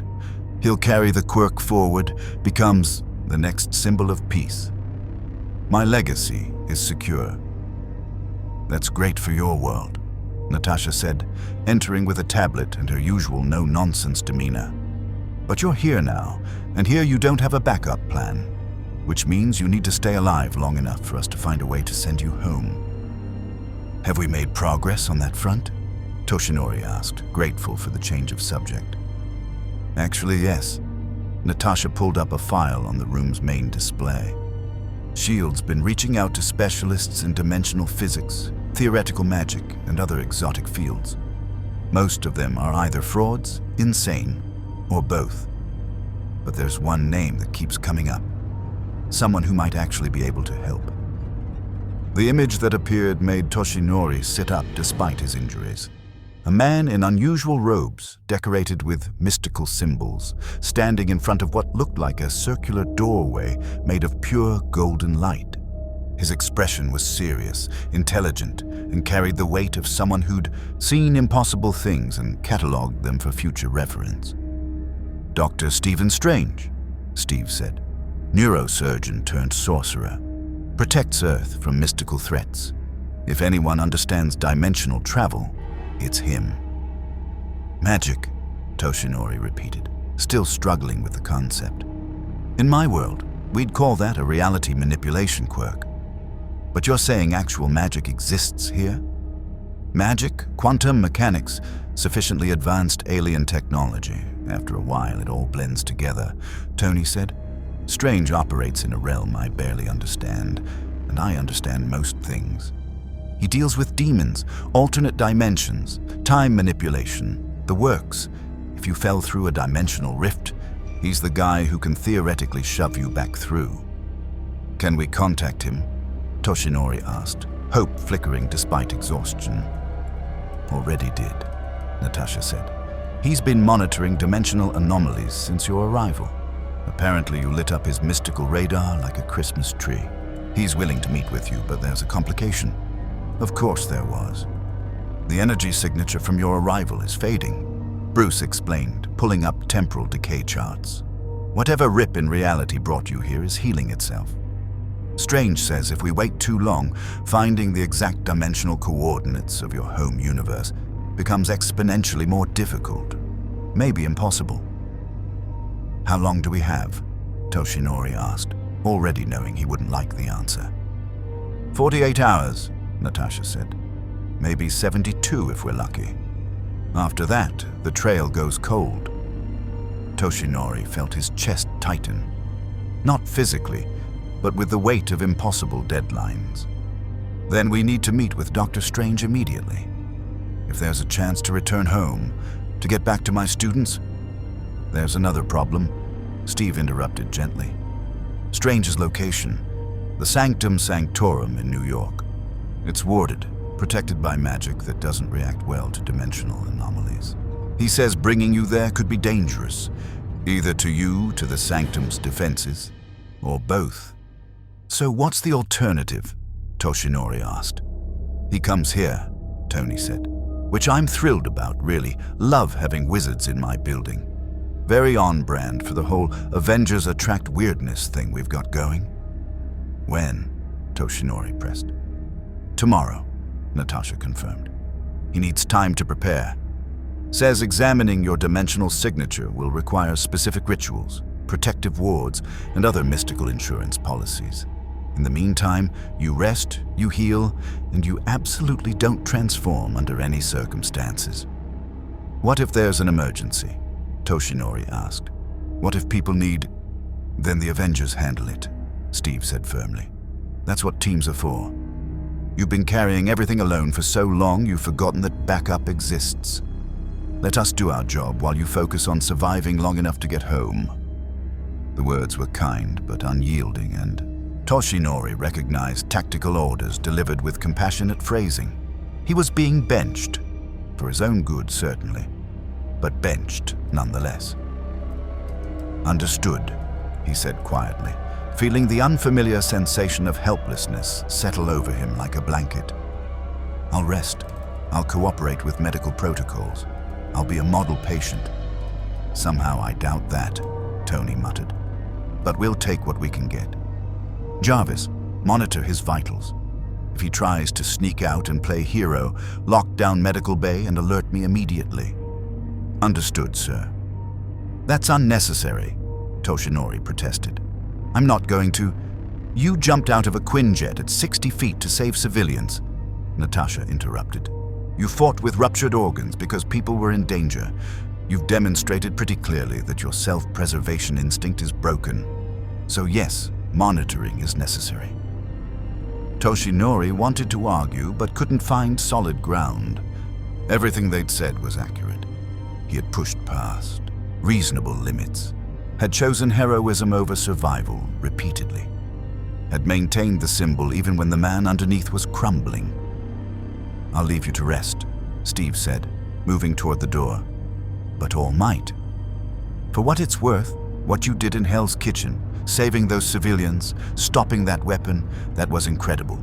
Reckless, maybe suicidal, definitely against orders, but incredible. After the Avengers filed out, leaving Toshinori alone with monitoring equipment and his thoughts, he stared at the ceiling and wondered how he'd ended up here.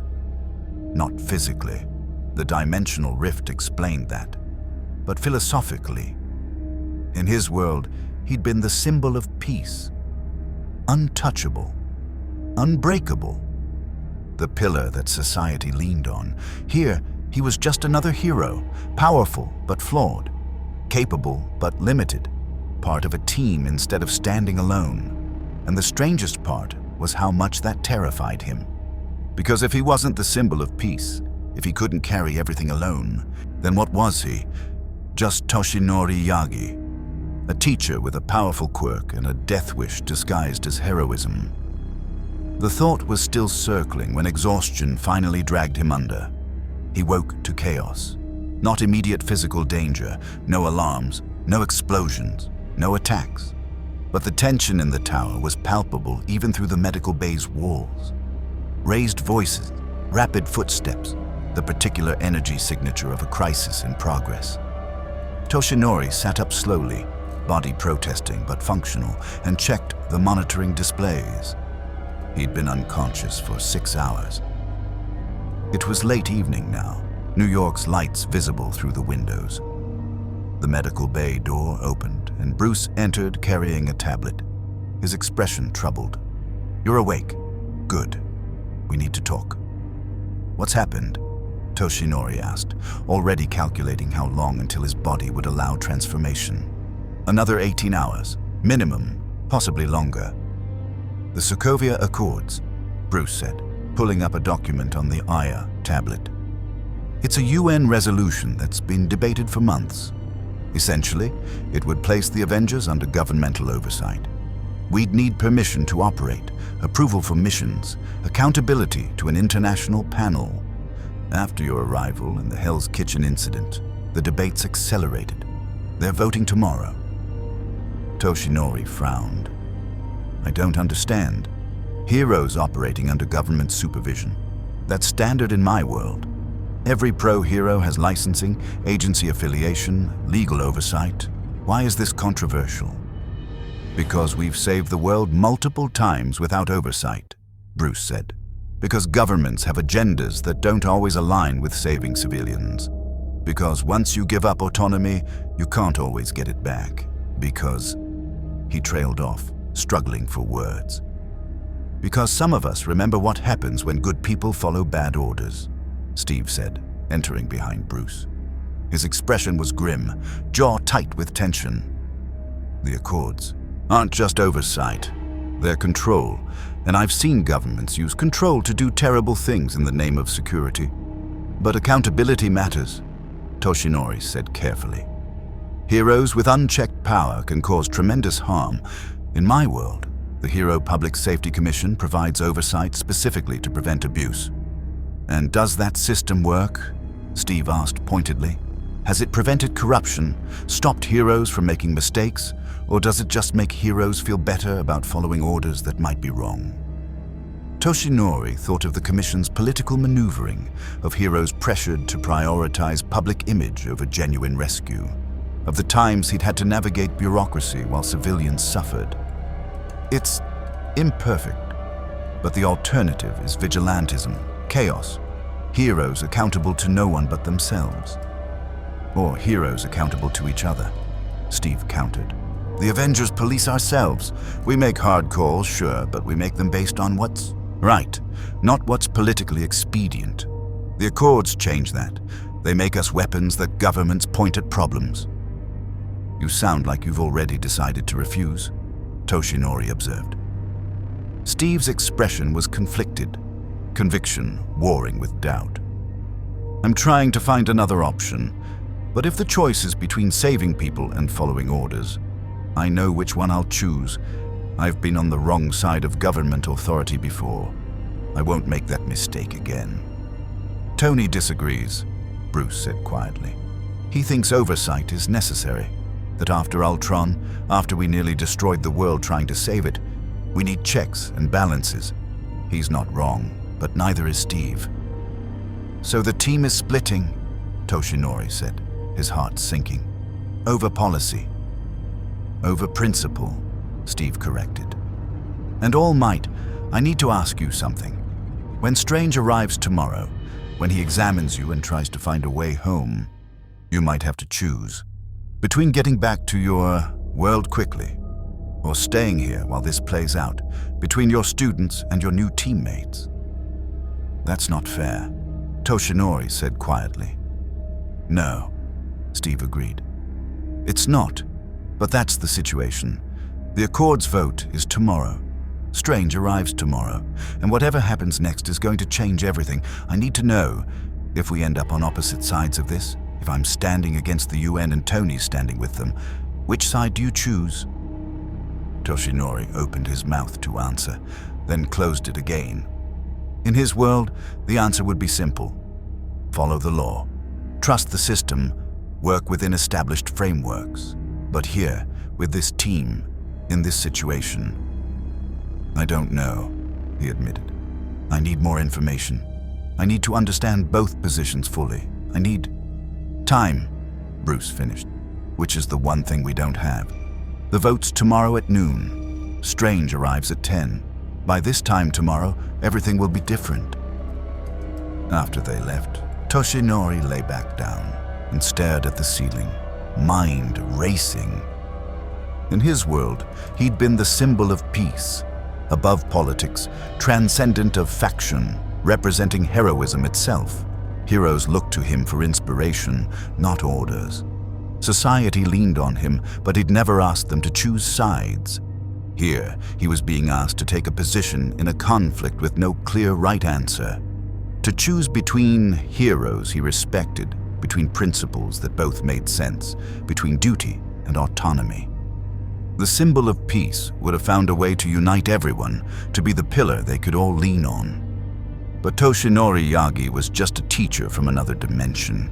dying slowly, trying to survive long enough to get home. And he had no idea what choice would save the most people. For the first time since arriving in this world, his smile failed him completely. Dr. Stephen Strange arrived at Avengers Tower at precisely 10 a.m., stepping through a circular portal of golden light that materialized in the middle of Tony's workshop, like someone had cut a doorway through reality itself. He wore crimson robes adorned with mystical symbols, and his hands, scarred, trembling slightly, moved with practiced precision as he closed the portal behind him. Toshinori, still in civilian form and wearing borrowed clothes that hung loose on his skeletal frame, felt One for All pulse uneasily in his core. The Quirk recognized something wrong about this man. Not evil, but fundamentally other. Magic, he supposed, felt different from quirks to a power system designed for a world without it. "Dr. Strange," Tony said, gesturing to Toshinori. "Meet Toshinori Yagi, also known as All Might. Dimensional refugee, heroic pain in my ass, currently held together by medical science and sheer stubborn refusal to die." Strange's eyes, sharp, analytical, carrying the weight of someone who'd seen things that broke normal human understanding, studied Toshinori with an intensity that felt like being X-rayed by someone who could see your soul. "Fascinating. The dimensional signature is degrading faster than I anticipated. We need to begin immediately." "Begin what exactly?" Toshinori asked, standing slowly. His ribs still ached and breathing remained difficult, but he could function. That would have to be enough. "Mystical examination," Strange explained, already beginning to trace symbols in the air with his scarred hands. Golden light followed his movements, forming geometric patterns that hurt to look at directly. "I need to analyze the exact dimensional frequency of your origin point, map the trajectory of your arrival, and determine if the breach that brought you here can be reopened safely." "And if it can't?" Toshinori asked, though he already suspected the answer. "Then you're stuck here until another dimensional event of similar magnitude occurs, which could be days, years, or never." Strange's tone was matter-of-fact, not unkind, but not gentle either. "I won't lie to you, Mr. Yagi. Dimensional travel is extraordinarily dangerous. The fact that you survived transit at all suggests either tremendous luck or some protective quality inherent to your power. Attempting a return journey could kill you. But it's possible. Possible, yes. Advisable." Strange gestured, and the golden symbols shifted, forming a three-dimensional map of something that looked like cosmic spiderwebs connecting infinite points. "That's more complicated. Your arrival caused ripples across multiple dimensions. Something or someone in your home reality is searching for you. I can feel the seeking energy, like sonar pinging across dimensional barriers. They want you back badly enough to risk further tears in reality." Toshinori felt his chest tighten. "My student, Midoriya, he would be searching. He's impulsive, driven, probably tearing. Apart every research facility in Japan looking for answers. Then we need to work fast before he does something catastrophically stupid," Strange said, which from my experience with impulsive students usually happens in the next 48 hours. Tony pulled up holographic displays showing energy readings that combined his technology with Strange's magic in ways that shouldn't work, but somehow did. "Jarvis has been tracking dimensional fluctuations. The breach is healing, like you said. But there's something else.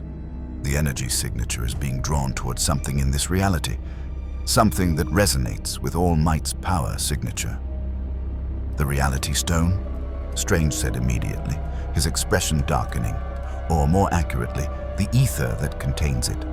It's currently with the collector in nowhere, but its influence extends across vast distances. Your quirk, this One for All, operates on principles that superficially resemble Infinity Stone mechanics. Power, accumulating across generations, transferred between wielders, amplifying with each iteration. One for All is nothing like an Infinity Stone," Toshinori protested. It's a quirk, genetic, human. In your universe, perhaps. Here, the distinction is less clear. Strange moved his hands in complex patterns, and suddenly Toshinori could see himself, or rather, see the energy patterns that made up One for All, rendered visible through mystical perception. It looked like a stream of golden light coiling through his damaged body, concentrated in his core but reaching throughout his system like roots through soil. And at the center of that light, there was something else, a tiny point of crimson energy, pulsing with the same rhythm as the Reality Stone's frequency signature. "What is that?" Toshinori asked, his voice barely above a whisper. "Residue," Strange said grimly. "When you passed through the dimensional breach, you were contaminated by Reality Stone energy. Not enough to grant you power over reality, but enough to mark you. Enough that Thanos' agents would be able to track you if they knew what to look for." The name sent cold through Toshinori's chest. He'd heard it mentioned. The coming threat, the mad titan seeking Infinity Stones. "I'm a beacon leading directly to one of the stones." "Not directly, but you could help narrow the search considerably." Strange dispelled the visualization with a gesture. "Which means we have two problems. First, getting you home before Thanos' agents identify you as an anomaly worth investigating. Second, ensuring that the breach we open to send you back doesn't create a permanent pathway between dimensions that could be exploited." "How long?" Tony asked. "For the examination, hours.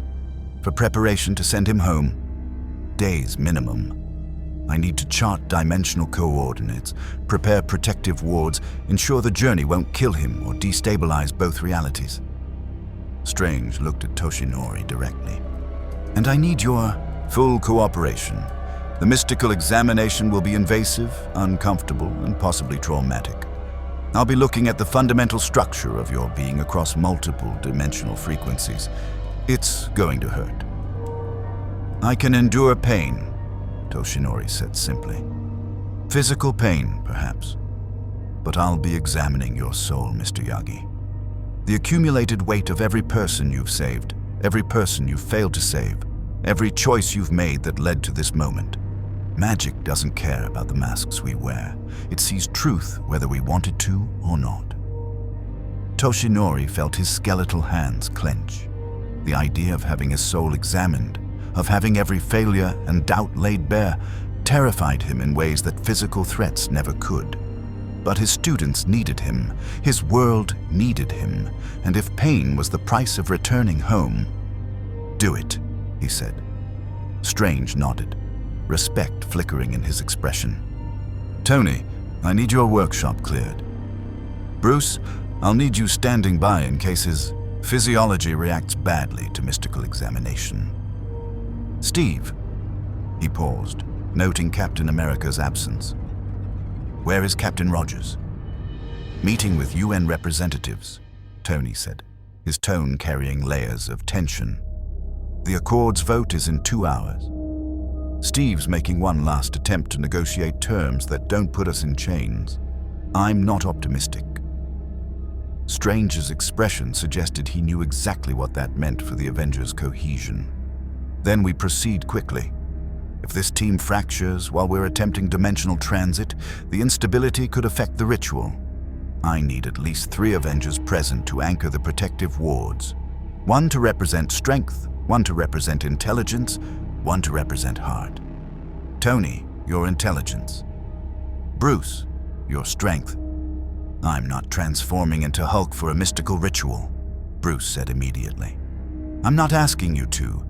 The potential for Hulk is strength enough. I need the third anchor, though. Someone with unshakable conviction, unwavering moral center." "Steve," Tony said quietly. "You need Steve, but he might not be here." "Then get him here," Strange said, not unkindly but with absolute firmness. "Or find someone else who carries that same quality. Because without the third anchor, attempting this will likely kill all might and possibly tear open a permanent dimensional wound." Tony pulled out his phone, already dialing.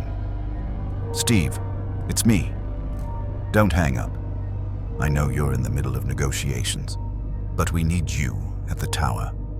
Now, it's about All Might, about getting him home. Strange says, Steve, please, whatever's happening with the Accords, whatever differences we have, we're still teammates, and he needs us. The silence stretched long enough that Toshinori felt hope begin to drain away. Then Tony's expression shifted, relief mixed with sadness. He's coming, Tony confirmed. Says he'll be here in 20 minutes. But after the ritual, after we know if we can send All Might home, he's going back to the UN, and he's voting no on the Accords. Which means the team splits, Bruce said quietly. Which means we have 20 minutes to prepare a ritual that might save one hero while our team tears itself apart around him, Strange said. Excellent. I love working under pressure. The ritual space, Strange constructed in Tony's workshop, was simultaneously beautiful and terrifying. Golden symbols covered every surface, forming protective barriers that hummed with power Toshinori could feel but not understand. Candles that burned with colored flames, each representing a different mystical dimension, surrounded the central circle where Toshinori now sat cross-legged, stripped to the waist so Strange could inscribe symbols on his scarred torso. The symbols burned as they were drawn, not physically, but spiritually, like having someone write directly on your soul with a pen made of regret. Tony stood at one point of the triangle surrounding the circle, arc reactor glowing steady. Bruce stood at another, his breathing controlled, keeping Hulk suppressed but present. And Steve, who'd arrived exactly 20 minutes after the call looking exhausted and heartbroken, stood at the third point, shield on his back, expression set with determination. This will work best if you maintain focus on your home, Strange instructed, taking his position outside the circle but within reach. Think of your students, your world, the people waiting for your return. The stronger the emotional connection, the easier it is for me to trace the dimensional pathway. Toshinori closed his eyes and thought of Midoriya, of his bright smile, his analytical muttering, his absolute determination to be a hero despite being born quirkless. Thought of his other students, Bakugo's explosive ambition, Todoroki's quiet strength, Uraraka's cheerful resilience. Thought of Yue, of his fellow teachers, of a society that had learned to trust the symbol of peace. Thought of home. Strange began to chant, in a language that predated human civilization, and the symbols on Toshinori's skin began to glow. The pain started immediately. Not physical, but deeper. It felt like every choice he'd ever made was being held up to scrutiny. Every life he'd saved weighed against everyone he'd failed to save. He saw his first day as All Might, stopping a convenience store robbery with overwhelming force and a radiant smile. Saw the crowd's reaction, awe, relief, hope. Saw himself drinking in that adoration like water in a desert. Saw the years passing, the symbol growing larger than the man, the smile becoming armor against doubt and fear, and the slowly creeping knowledge that he was dying. Saw the fight with All for One. Saw the moment when his stomach was destroyed, when his respiratory system was ruined, when the symbol of peace became a part-time performance maintained through willpower and delusion. Saw himself choosing Midoriya as successor. Saw the boy's tears of joy, his determination, his willingness to destroy his own body if it meant saving others. Saw himself in that boy, the same self-destructive heroism, the same inability to value his own life when others were in danger. Saw himself arriving in this world. Saw Captain America's honor, Tony Stark's genius, Black Widow's competence, Bruce Banner's struggle, Natasha's strength. Saw the Avengers as they truly were, not symbols, but people. Flawed, damaged, incredible people doing their best in an impossible situation. Saw himself making the same mistakes here that he'd made at home, prioritizing the symbol over the man, choosing heroism over survival, smiling through pain that should have hospitalized him because that's what symbols did. And then Strange's magic went deeper, past memory into something more fundamental, into the core of One for All itself. And Toshinori felt 7 previous wielders looking back at him through time. The first user who'd created the quirk through love and desperation. The second user who'd weaponized it. The third through 7th who'd each added their strength to the accumulated power. And finally, Nana Shimura, his beloved mentor, who died protecting him and left him with a burden he'd carried alone for decades. Interesting. Strange's voice cut through the visions. Your power isn't just accumulated strength. It's accumulated will, determination, the choice to stand when falling would be easier. That's what you're passing forward. Not just power, but purpose. The symbols on Toshinori's skin began to pulse in rhythm with his heartbeat, and he felt the dimensional barrier between worlds growing thin, threadbare, almost transparent. He could see through it now, glimpses of his world, his Japan, his students searching desperately for any sign of their missing teacher. And he saw Midoriya, standing in front of a dimensional research facility, fist raised, eyes full of tears and determination in that absolute refusal to give up that Toshinori had recognized from their first meeting. He's trying to force open a portal, Strange said, alarm clear in his voice. Your student, he's accumulated enough power to attempt dimensional breach, and he's about to try it without any protective wards or mystical preparation. If he succeeds, he'll tear himself apart. If he fails, he might destabilize dimensional barriers across multiple realities. Can you stop him? Steve asked, his voice tight with concern. Not from here, but I can send a message through the thinning barrier, something that might reach him before he makes a fatal mistake. Strange's hands moved faster, symbols shifting. All Might, I need you to focus everything on your student. Every memory, every lesson, every ounce of will. Show him through our connection that you're alive, that you're working on returning, that he needs to wait. Toshinori focused with everything he had left. Thought of Midoriya, not as the vessel for One for All, but as the student he'd chosen, the boy who'd proven that heroism existed before power, that symbols were built on truth rather than illusion. And through the dimensional barrier, wearing thin as paper, he felt his student's determination falter. Felt the boy sense something, not quite a message, but an impression. A feeling that his teacher lived, fought, endured in some other world. Felt Midoriya's fist lower, tears falling, trusting even when trust seemed insane. The ritual space exploded with golden light so bright that even through closed eyelids, Toshinori was blinded. The pain in his soul reached crescendo, every choice and failure and triumph laid bare simultaneously, and then release. The symbols faded, the light died, and Toshinori collapsed forward, caught by Tony's armored hands before he hit the floor. Did it work? Steve asked, moving to Toshinori's side. Strange lowered his hands, sweat visible on his forehead. The ritual had cost him significantly as well. Yes, I have the dimensional coordinates. I can open a portal home with proper preparation. But there are conditions. Of course there are, Tony muttered. The portal will be unstable, Strange explained. It'll last maybe 30 seconds before reality reasserts itself and seals the breach permanently. All Might will need to be at full strength, transformed, powered up, ready to cross immediately. Any hesitation, any delay, and he's trapped here forever. How long until we can attempt this? Bruce asked. Strange consulted something only he could see. Mystical calculations visible in the air around him. 48 hours. I need to prepare protective wards, chart the safest pathway, ensure that opening the breach doesn't cascade into dimensional collapse.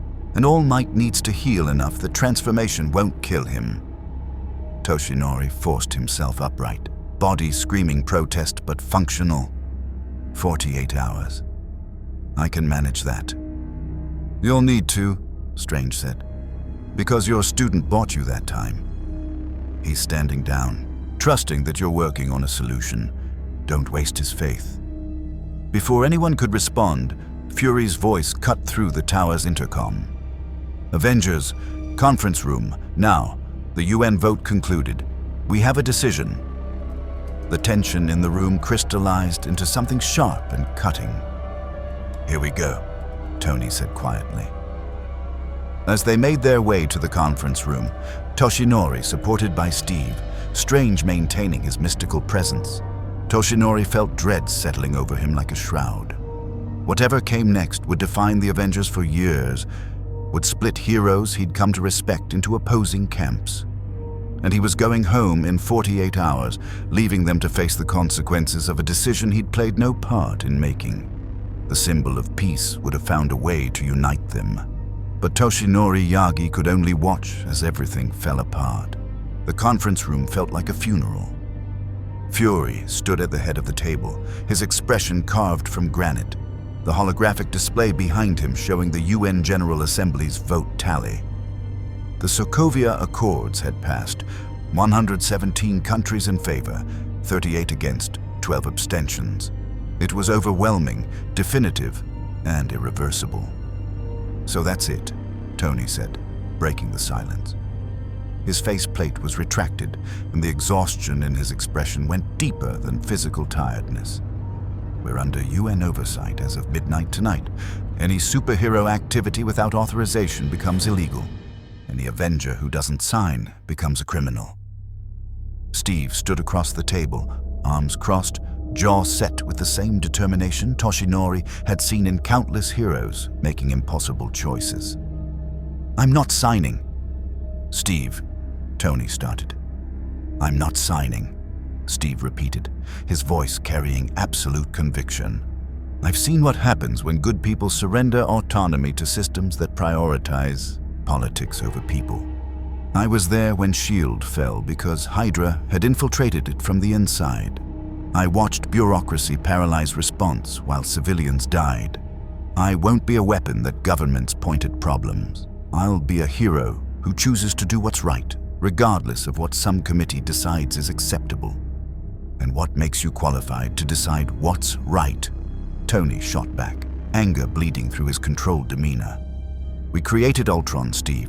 We nearly destroyed the world. We need oversight because we're dangerous, because power without accountability is tyranny wearing a cape. I'm not saying we're perfect, Steve said. I'm saying that surrendering our judgment to people who don't understand what we face, who've never stood between civilians and extinction-level threats, who will hesitate when seconds matter, that's worse than any mistake we might make. Natasha leaned forward, her expression troubled. I'm signing, not because I trust the UN completely, but because the alternative is operating outside international law. That makes us no different from terrorists. If we want the world to trust us, we need to show we're willing to accept limits. Even when those limits get people killed? Steve asked. Even then, Natasha said quietly, because the other option is playing God. Deciding unilaterally who lives and dies, which countries we help and which we ignore, which laws we follow and which we break. That's not heroism. That's dictatorship with good PR. Toshinori sat in a chair that Tony had brought in specifically for him, watching heroes he respected tear themselves apart over principles that both made sense.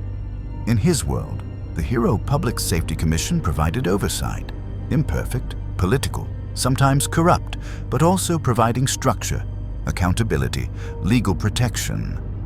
He'd worked within that system his entire career, but he'd also seen how that system prioritized image over action, how heroes were discouraged from taking risks that might generate bad publicity, how paperwork and protocols could delay response to emergencies, how the Commission's political agenda sometimes conflicted with actual civilian welfare. What about you, All Might? Tony asked suddenly, his attention shifting to Toshinori. You're from a world with hero oversight, government licensing, legal frameworks, the whole bureaucratic apparatus. Did it work? Every eye in the room turned to him, and Toshinori felt the weight of that attention, like physical pressure. These weren't students asking for inspiration. These were professionals seeking perspective from someone who'd navigated exactly the system they were debating. It worked, Toshinori said carefully, his raspy voice carrying in the silent room. But not perfectly. The Hero Public Safety Commission provided structure and accountability. Heroes knew the rules, had clear legal protection when operating within guidelines, faced consequences for violations. Society trusted heroes because they were regulated, licensed, proven. See, Tony said, structure works. But, Toshinori continued, his expression troubled, the commission also compromised heroism in subtle ways. Heroes learned to prioritize public image over genuine rescue. Rankings and publicity became more important than actual lives saved. Political considerations influenced hero assignments, and heroes who questioned the system, who pushed against restrictions when civilians needed immediate help, faced career consequences. So it didn't work, Steve said. No, Toshinori corrected. It worked imperfectly. Like any human system, the question isn't whether oversight is perfect. It never will be. The question is whether imperfect oversight is better than no oversight at all. And he paused, struggling for honesty. I don't know. I spent decades working within the system, following regulations, trusting that structure served the greater good. But I also bent rules when necessary, ignored protocols when lives were immediately at stake, made unilateral decisions because waiting for approval would have cost civilian lives. So which approach is right? Natasha pressed. Both, Toshinori said quietly. And neither. The truth is that heroism exists in the tension between following rules and breaking them, between accepting oversight and trusting your judgment, between being accountable to society and being accountable to your conscience. Any hero who claims to have the perfect balance is lying to themselves. The room fell silent again, but it was different now. Less confrontational, more contemplative. That's not helpful, Tony said finally, but his tone was softer. We need to decide. Sign or don't sign. Accept oversight or operate as fugitives. There's no middle ground. Then I'm choosing conscience over compliance, Steve said.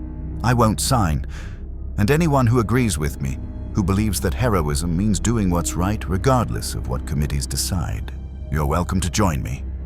But I won't force anyone. This has to be your choice.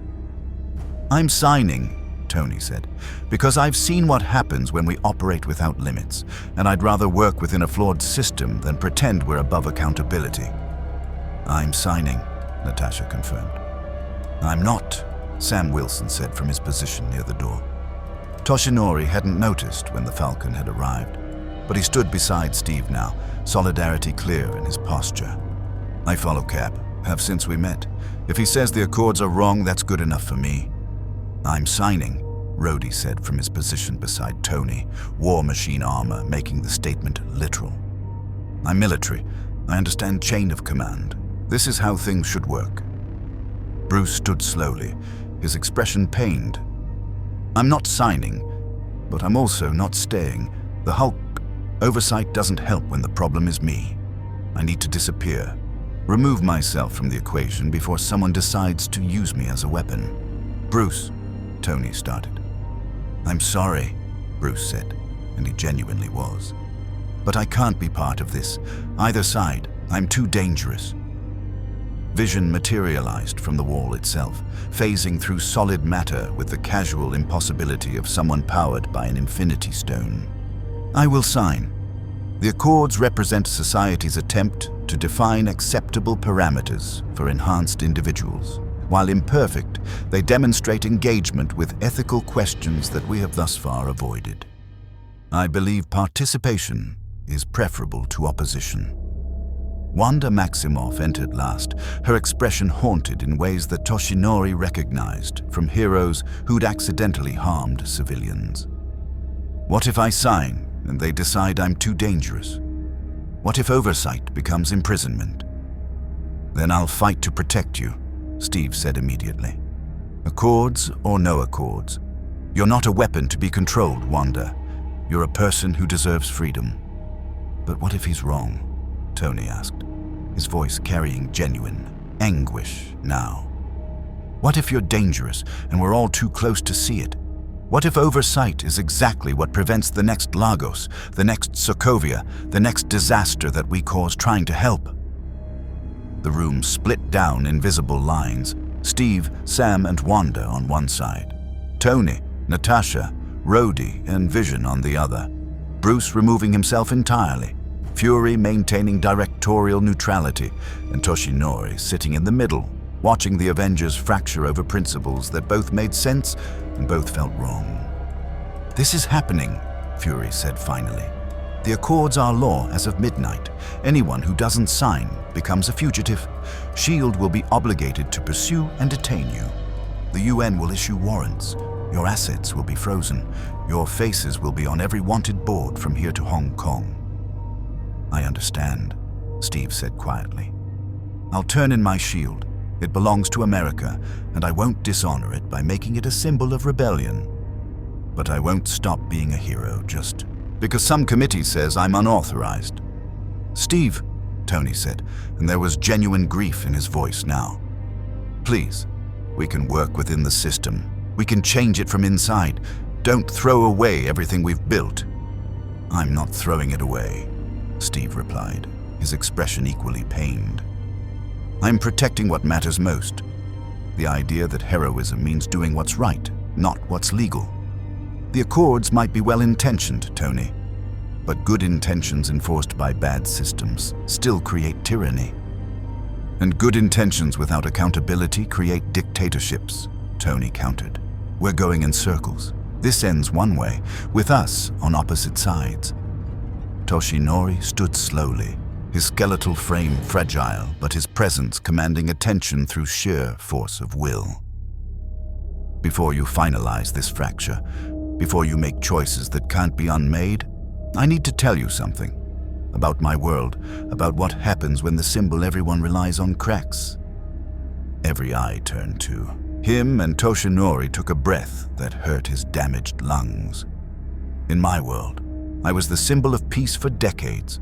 Society leaned on me. Crime rates dropped because villains believed I was unbeatable. Citizens felt safe because they trusted I would always be there. I carried that weight alone, maintained that image, smiled through pain and doubt and the slow death of my body because that's what symbols do. And then, All for One nearly killed me. Destroyed my stomach, ruined my respiratory system, reduced me to a part-time hero operating on borrowed time. I kept the injury secret because I believed society couldn't handle knowing the symbol was crumbling. I maintained the illusion, even as the reality fell apart. But the secret couldn't last forever. Eventually, the truth would come out. And when it did, society would have to choose, either adapt to a world where heroes are fallible and flawed, or collapse into chaos because their invincible protector was revealed as mortal. Toshinori looked directly at Steve, then at Tony. "You're having that conversation now, before the illusion breaks. That's better than what I did. The Accords force you to acknowledge that the Avengers are people, not gods. That you make mistakes. That you need oversight and limits and accountability. That's uncomfortable. That feels like betrayal of everything you've built. But it's also honest.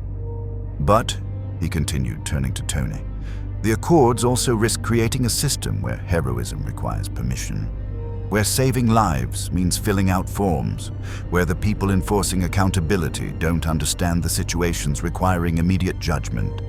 Where heroes learn to value compliance over conscience. That's equally dangerous." "So which side do you choose?" Steve asked. Toshinori smiled sadly. "Neither. Both. I'm going home in 48 hours. Your conflict is yours to resolve. But I'll tell you what I learned too late. Symbols crack. Systems fail. The only thing that endures is the choice to keep trying, keep fighting, keep standing up for people who can't stand up for themselves. Whether you do that inside the system or outside it, whether you sign the Accords or refuse them, that matters less than the commitment itself." That's not an answer, Tony said. No, Toshinori agreed. It's not, because there isn't a good answer. Only the least bad options, chosen by people doing their best with incomplete information and competing principles. Welcome to heroism. It never gets easier. The silence that followed was heavy with resignation rather than resolution. Finally, Steve moved toward the door. I'm leaving the tower, tonight, before midnight makes me a criminal for standing here. If anyone wants to come with me, Sam, Wanda, we leave together, as fugitives, but as heroes. And I'm staying, Tony said, working within the system, trying to make the Accords something we can live with. This doesn't have to be the end of the Avengers, Steve. We can still. No, Steve interrupted gently. We can't. Not right now. Maybe someday when this settles, when we've both proven our points and found middle ground. But tonight, we're on opposite sides, and that's going to have to be enough. They stood looking at each other across the conference table. Two heroes who'd saved the world together, now divided by principle and conviction and the impossible weight of doing what they believed was right. I'm sorry, Steve said finally. So am I, Tony replied. And then Steve left, Sam and Wanda following, the door closing behind them with terrible finality. Tony stood alone on his side of the room, surrounded by heroes who'd chosen oversight, looking like a man who just lost his family to preserve his principles. Toshinori watched it happen and felt a familiar ache. The cost of heroism, paid not in physical wounds but in fractured relationships and impossible choices, and the slow realization that sometimes saving the world meant breaking your own heart. In 48 hours, he'd go home to his students, but he'd leave behind heroes facing a conflict with no good resolution, fighting battles on opposite sides of a line neither wanted drawn. The symbol of peace would have prevented this somehow, would have united them through sheer inspirational presence. But Toshinori Yagi could only bear witness to the moment when Earth's mightiest heroes became Earth's most divided, and wonder if his world would face the same fracture when his own symbol finally crumbled completely. The 48 hours before Doctor Strange's portal ritual passed in a surreal blur of preparation and goodbye. Toshinori spent the first 12 hours in medical isolation, forcing his body to heal enough that transformation wouldn't immediately kill him. Tony had developed a specialized treatment protocol combining SHIELD medical technology with data from Bruce's gamma research. It wouldn't fix the fundamental damage, but it would stabilize him enough to cross dimensions without collapsing mid-transit. Steve visited once, the night before he officially became a fugitive. He sat in the chair beside Toshinori's medical bed, still wearing the Captain America uniform but without the shield. He'd left it with Tony as promised, a symbolic severing that hurt more than any physical wound. You're really going through with it, Toshinori said quietly. Refusing to sign, becoming a fugitive. I have to, Steve replied, his voice carrying the weight of conviction that wouldn't bend. I've compromised too many times, followed orders that felt wrong, trusted systems that betrayed that trust. The Accords might be well-intentioned, but they're the first step toward heroes becoming weapons that governments deploy instead of people who choose to help. I won't cross that line, even if it costs you everything, especially then. Steve's expression was troubled but certain. You understand that, don't you? You spent your whole life maintaining a symbol that was killing you because you believed society needed it. You chose the greater good over personal survival every single time. This is the same choice, just with different stakes. Toshinori felt the parallel like a physical blow. You're right. But Steve, and I mean this with respect, I was wrong. Maintaining the symbol at the cost of my life, refusing to share the burden, believing I had to carry everything alone. Those weren't strengths. They were failures disguised as heroism. Don't make my mistakes. I'm not alone, Steve said. Sam and Wanda are with me, and there are others who will help. Heroes who understand that sometimes doing what's right means breaking what's legal. We'll operate in the shadows if necessary, but we'll still protect people. The Avengers were your family, Toshinori said. And now you're divided.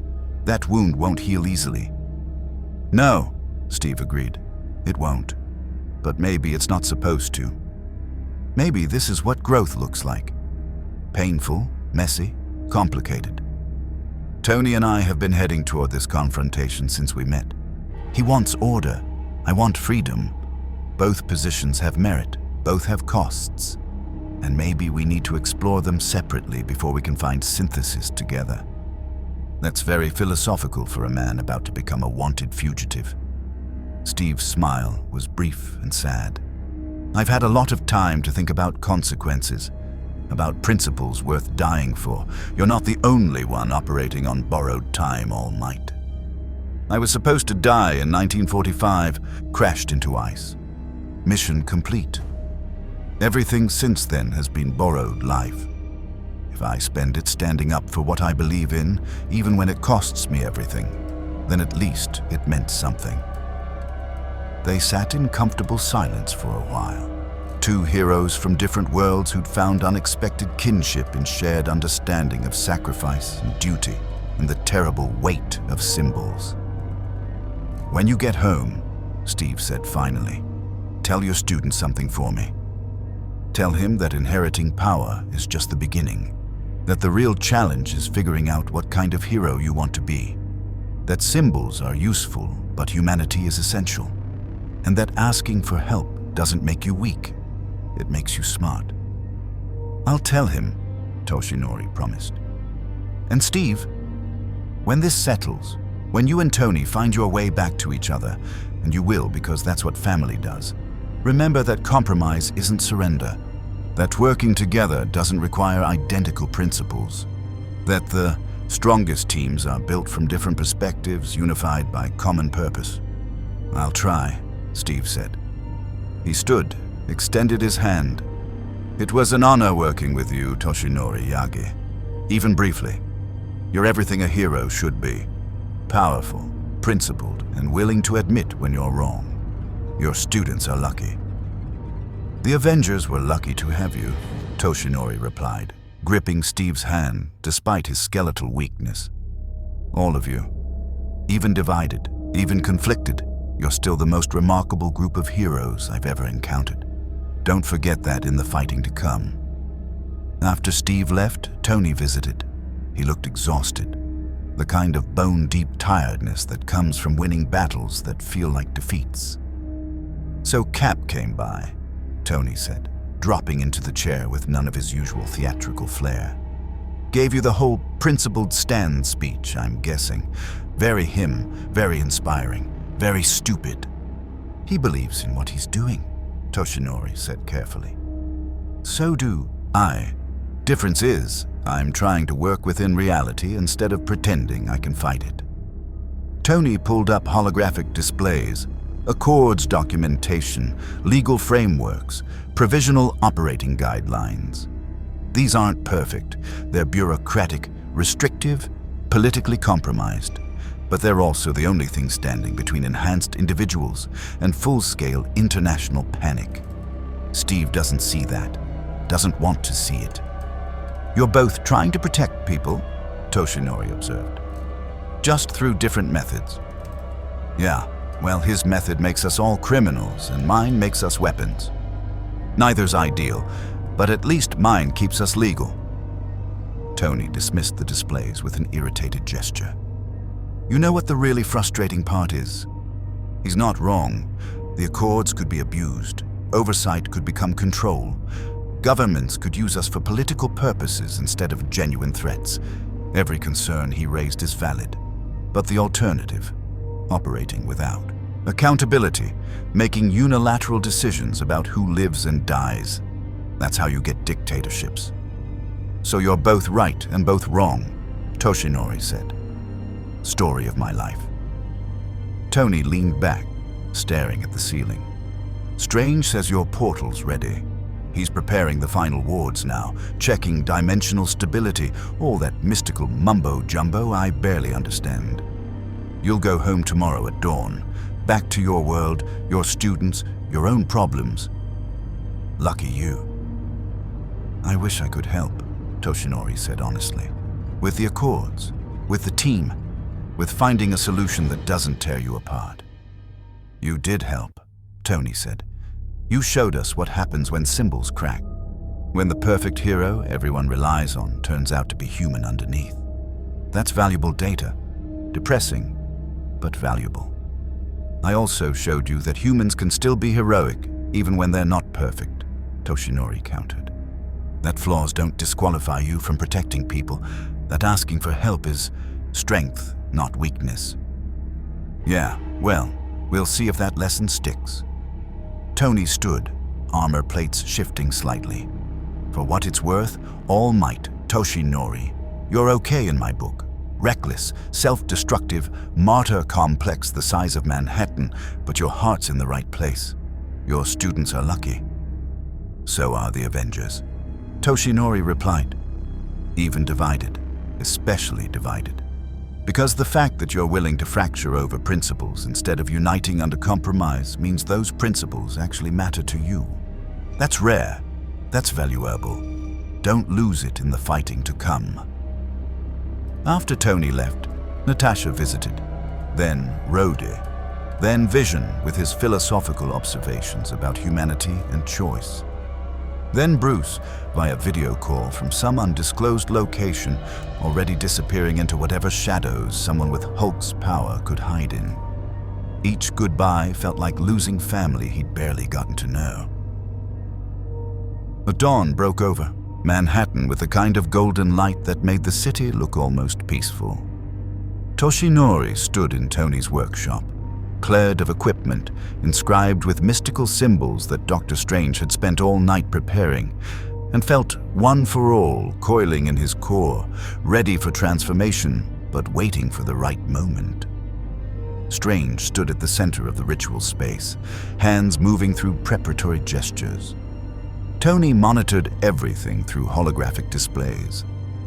Bruce was absent, already gone to whatever exile he'd chosen. Steve, Sam, and Wanda were absent too. Fugitives now, officially wanted by the UN, hiding in shadows they'd once protected from above. But Natasha was there. Rhodey was there. Vision was there. And Fury stood near the door, single eye watching everything with a calculating assessment of someone who'd spent decades managing impossible situations. "The coordinates are locked," Strange announced. "The pathway is clear. When I open the portal, you'll have 30 seconds, maybe less, to cross before dimensional barriers reassert and seal permanently. You need to be transformed at full power, ready to move instantly. Hesitate and you're trapped here forever. Understood?" "Understood," Toshinori confirmed. He focused, feeling One for All respond, and allowed the transformation to take hold. Steam erupted as mass returned, muscles expanding, the symbol of peace manifesting for what might be the last time in this dimension. Pain shot through his damaged organs. The healing had helped, but couldn't fix fundamental destruction, and All Might forced his smile to remain radiant, despite agony. 30 seconds. He could maintain this for 30 seconds. Strange began the incantation, and golden light erupted from every inscribed symbol. The air itself seemed to tear, reality splitting like fabric under strain, and through the widening rift, All Might could see it. His world, his Japan, his UA high school where Midoriya and his fellow students waited desperately for any sign of their missing teacher. "Go!" Strange shouted, sweat pouring down his face as he held the portal open through sheer magical will. Now. All Might took one step toward the portal, then stopped, turned back to the Avengers, fractured, divided, struggling with impossible choices in a world that didn't understand heroism the way his world did. And in that moment, he made a choice that went against every survival instinct, every tactical calculation, every logical reason to prioritize getting home. "Dr. Strange," All Might said, his voice booming with authority despite the time limit ticking down. If I don't cross now, if I let this portal close, can you open another? What?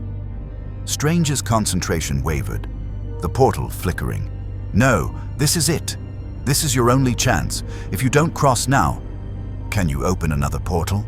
All Might repeated. In a month, a year, ever. Strange's expression was agonized. Maybe. Possibly. The dimensional coordinates will drift, making it exponentially harder. You might wait years for another opportunity. You might wait forever. Why are you? Because these heroes need help more than I need to go home right now, All Might said, his smile becoming something genuine, warm, accepting. Because I spent decades maintaining a symbol alone and it nearly destroyed me. Because I won't abandon teammates facing their darkest moment just to save myself.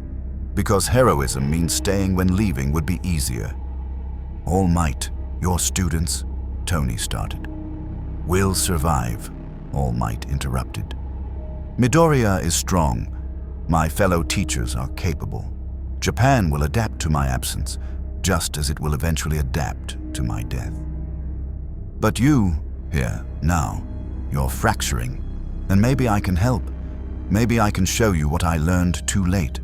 That symbols work better together. That divided heroes are still heroes. That compromise doesn't require surrendering principles. You're insane, Strain said, but there was respect in his voice. Clinically, certifiably insane. I prefer dedicated, All Might replied, echoing his earlier exchange with Tony. The portal flickered, destabilizing. Strange's hands moved frantically, trying to hold it open. All Might, if you don't cross in the next 5 seconds, then I don't cross, All Might said. Close it, Dr. Strange. I'm staying. No, Fury's voice cut through the chaos. All Might, this is a direct order. Get through that portal. We can handle our own problems. All Might turned to face the SHIELD director, smile radiant, absolute conviction in every word. With respect, Director Fury, I'm not one of your agents. I'm a hero, and heroes don't abandon family just because it's inconvenient. You'll figure out the accords. You'll find a way to work together despite differences, but maybe having an outsider's perspective helps. Maybe having someone who's already made your mistakes and can warn you away from them has value. Maybe... The portal collapsed. Reality reasserted itself with a thunderclap of displaced energy. The golden light died. And All Might stood in Tony's workshop in the wrong dimension, having just sacrificed his only guaranteed path home for the sake of heroes he'd known for less than a week. The silence was deafening. That, Tony said finally, was the stupidest heroic sacrifice I've ever witnessed, and I've witnessed a lot. It was also the most All Might thing possible, Natasha added, something like approval in her expression. Strange lowered his hands, exhaustion and exasperation equally evident. I can try to open another portal, but the dimensional coordinates are already drifting. It could take months, years. You might never get home. All Might let his transformation drop, steam hissing as he reverted to his true form. Toshinori Yagi stood there, skeletal, damaged, dying slowly. But his smile remained absolutely genuine. Then I spend however long I have here, helping, where I can, teaching what I learned, being the teammate I wish I'd had decades ago, Toshinori said. My students will understand, Midoriya especially. He'd make the same choice. You just trapped yourself in the wrong dimension for people you barely know, Fury said, his tone caught between anger and amazement. No, Toshinori corrected. I chose to stay with teammates facing impossible choices. There's a difference, and Director Fury, where I come from, that's what heroes do. We show up, we stay, we help, even when it costs us everything. The room fell silent again, but it was different now. Not the fracture of earlier, but something tentatively hopeful. A reminder that despite division, despite conflict, despite impossible circumstances, heroism still existed. And maybe, just maybe, that was enough. In the weeks that followed, Toshinori Yagi, no longer able to return home but not yet ready to give up, became an unexpected bridge between the fractured Avengers. He worked with Tony and the Accord's compliant heroes on developing ethical guidelines that balanced oversight with autonomy. He maintained secret communication with Steve's fugitive team, offering tactical advice and emotional support. He spent hours with Doctor Strange, studying dimensional magic in hopes of someday finding another path home. His transformation time continued to dwindle. 90 minutes became 60, then 40, then barely 30 minutes of all might per day. But he used those minutes strategically, responding only to threats that truly required his power, teaching by example that heroism wasn't measured in transformation time, but in the choice to stand up, regardless of cost. Midoriya and his fellow students continued searching for their teacher, and Toshinori felt that absence like a wound. But he also saw their growth in his absence, saw them learning to be heroes without relying on a symbol to save them, developing the independence and strength that would serve them long after any teacher was gone. The Avengers remained divided, the Accords creating rifts that wouldn't heal quickly or easily. But they also remained heroes, both sides in their own ways, fighting to protect people with the tools and principles they believed in. And when truly catastrophic threats emerged, when the world needed Earth's mightiest heroes unified despite their differences, they found ways to work together, uncomfortable, temporary, imperfect ways. But ways nonetheless. Toshinori learned that symbols could crack and people could still be saved, that teams could fracture and heroism could endure, that choosing to stay when leaving would be easier sometimes mattered more than choosing correctly. And he smiled, because even dying slowly in the wrong dimension, surrounded by heroes struggling with impossible choices, he was exactly where a teacher needed to be. Showing students that heroism transcends worlds, that principles matter even when they conflict, and that with great power comes not just great responsibility, but also the great privilege of helping others carry that weight. His legend in this Marvel universe had only just begun.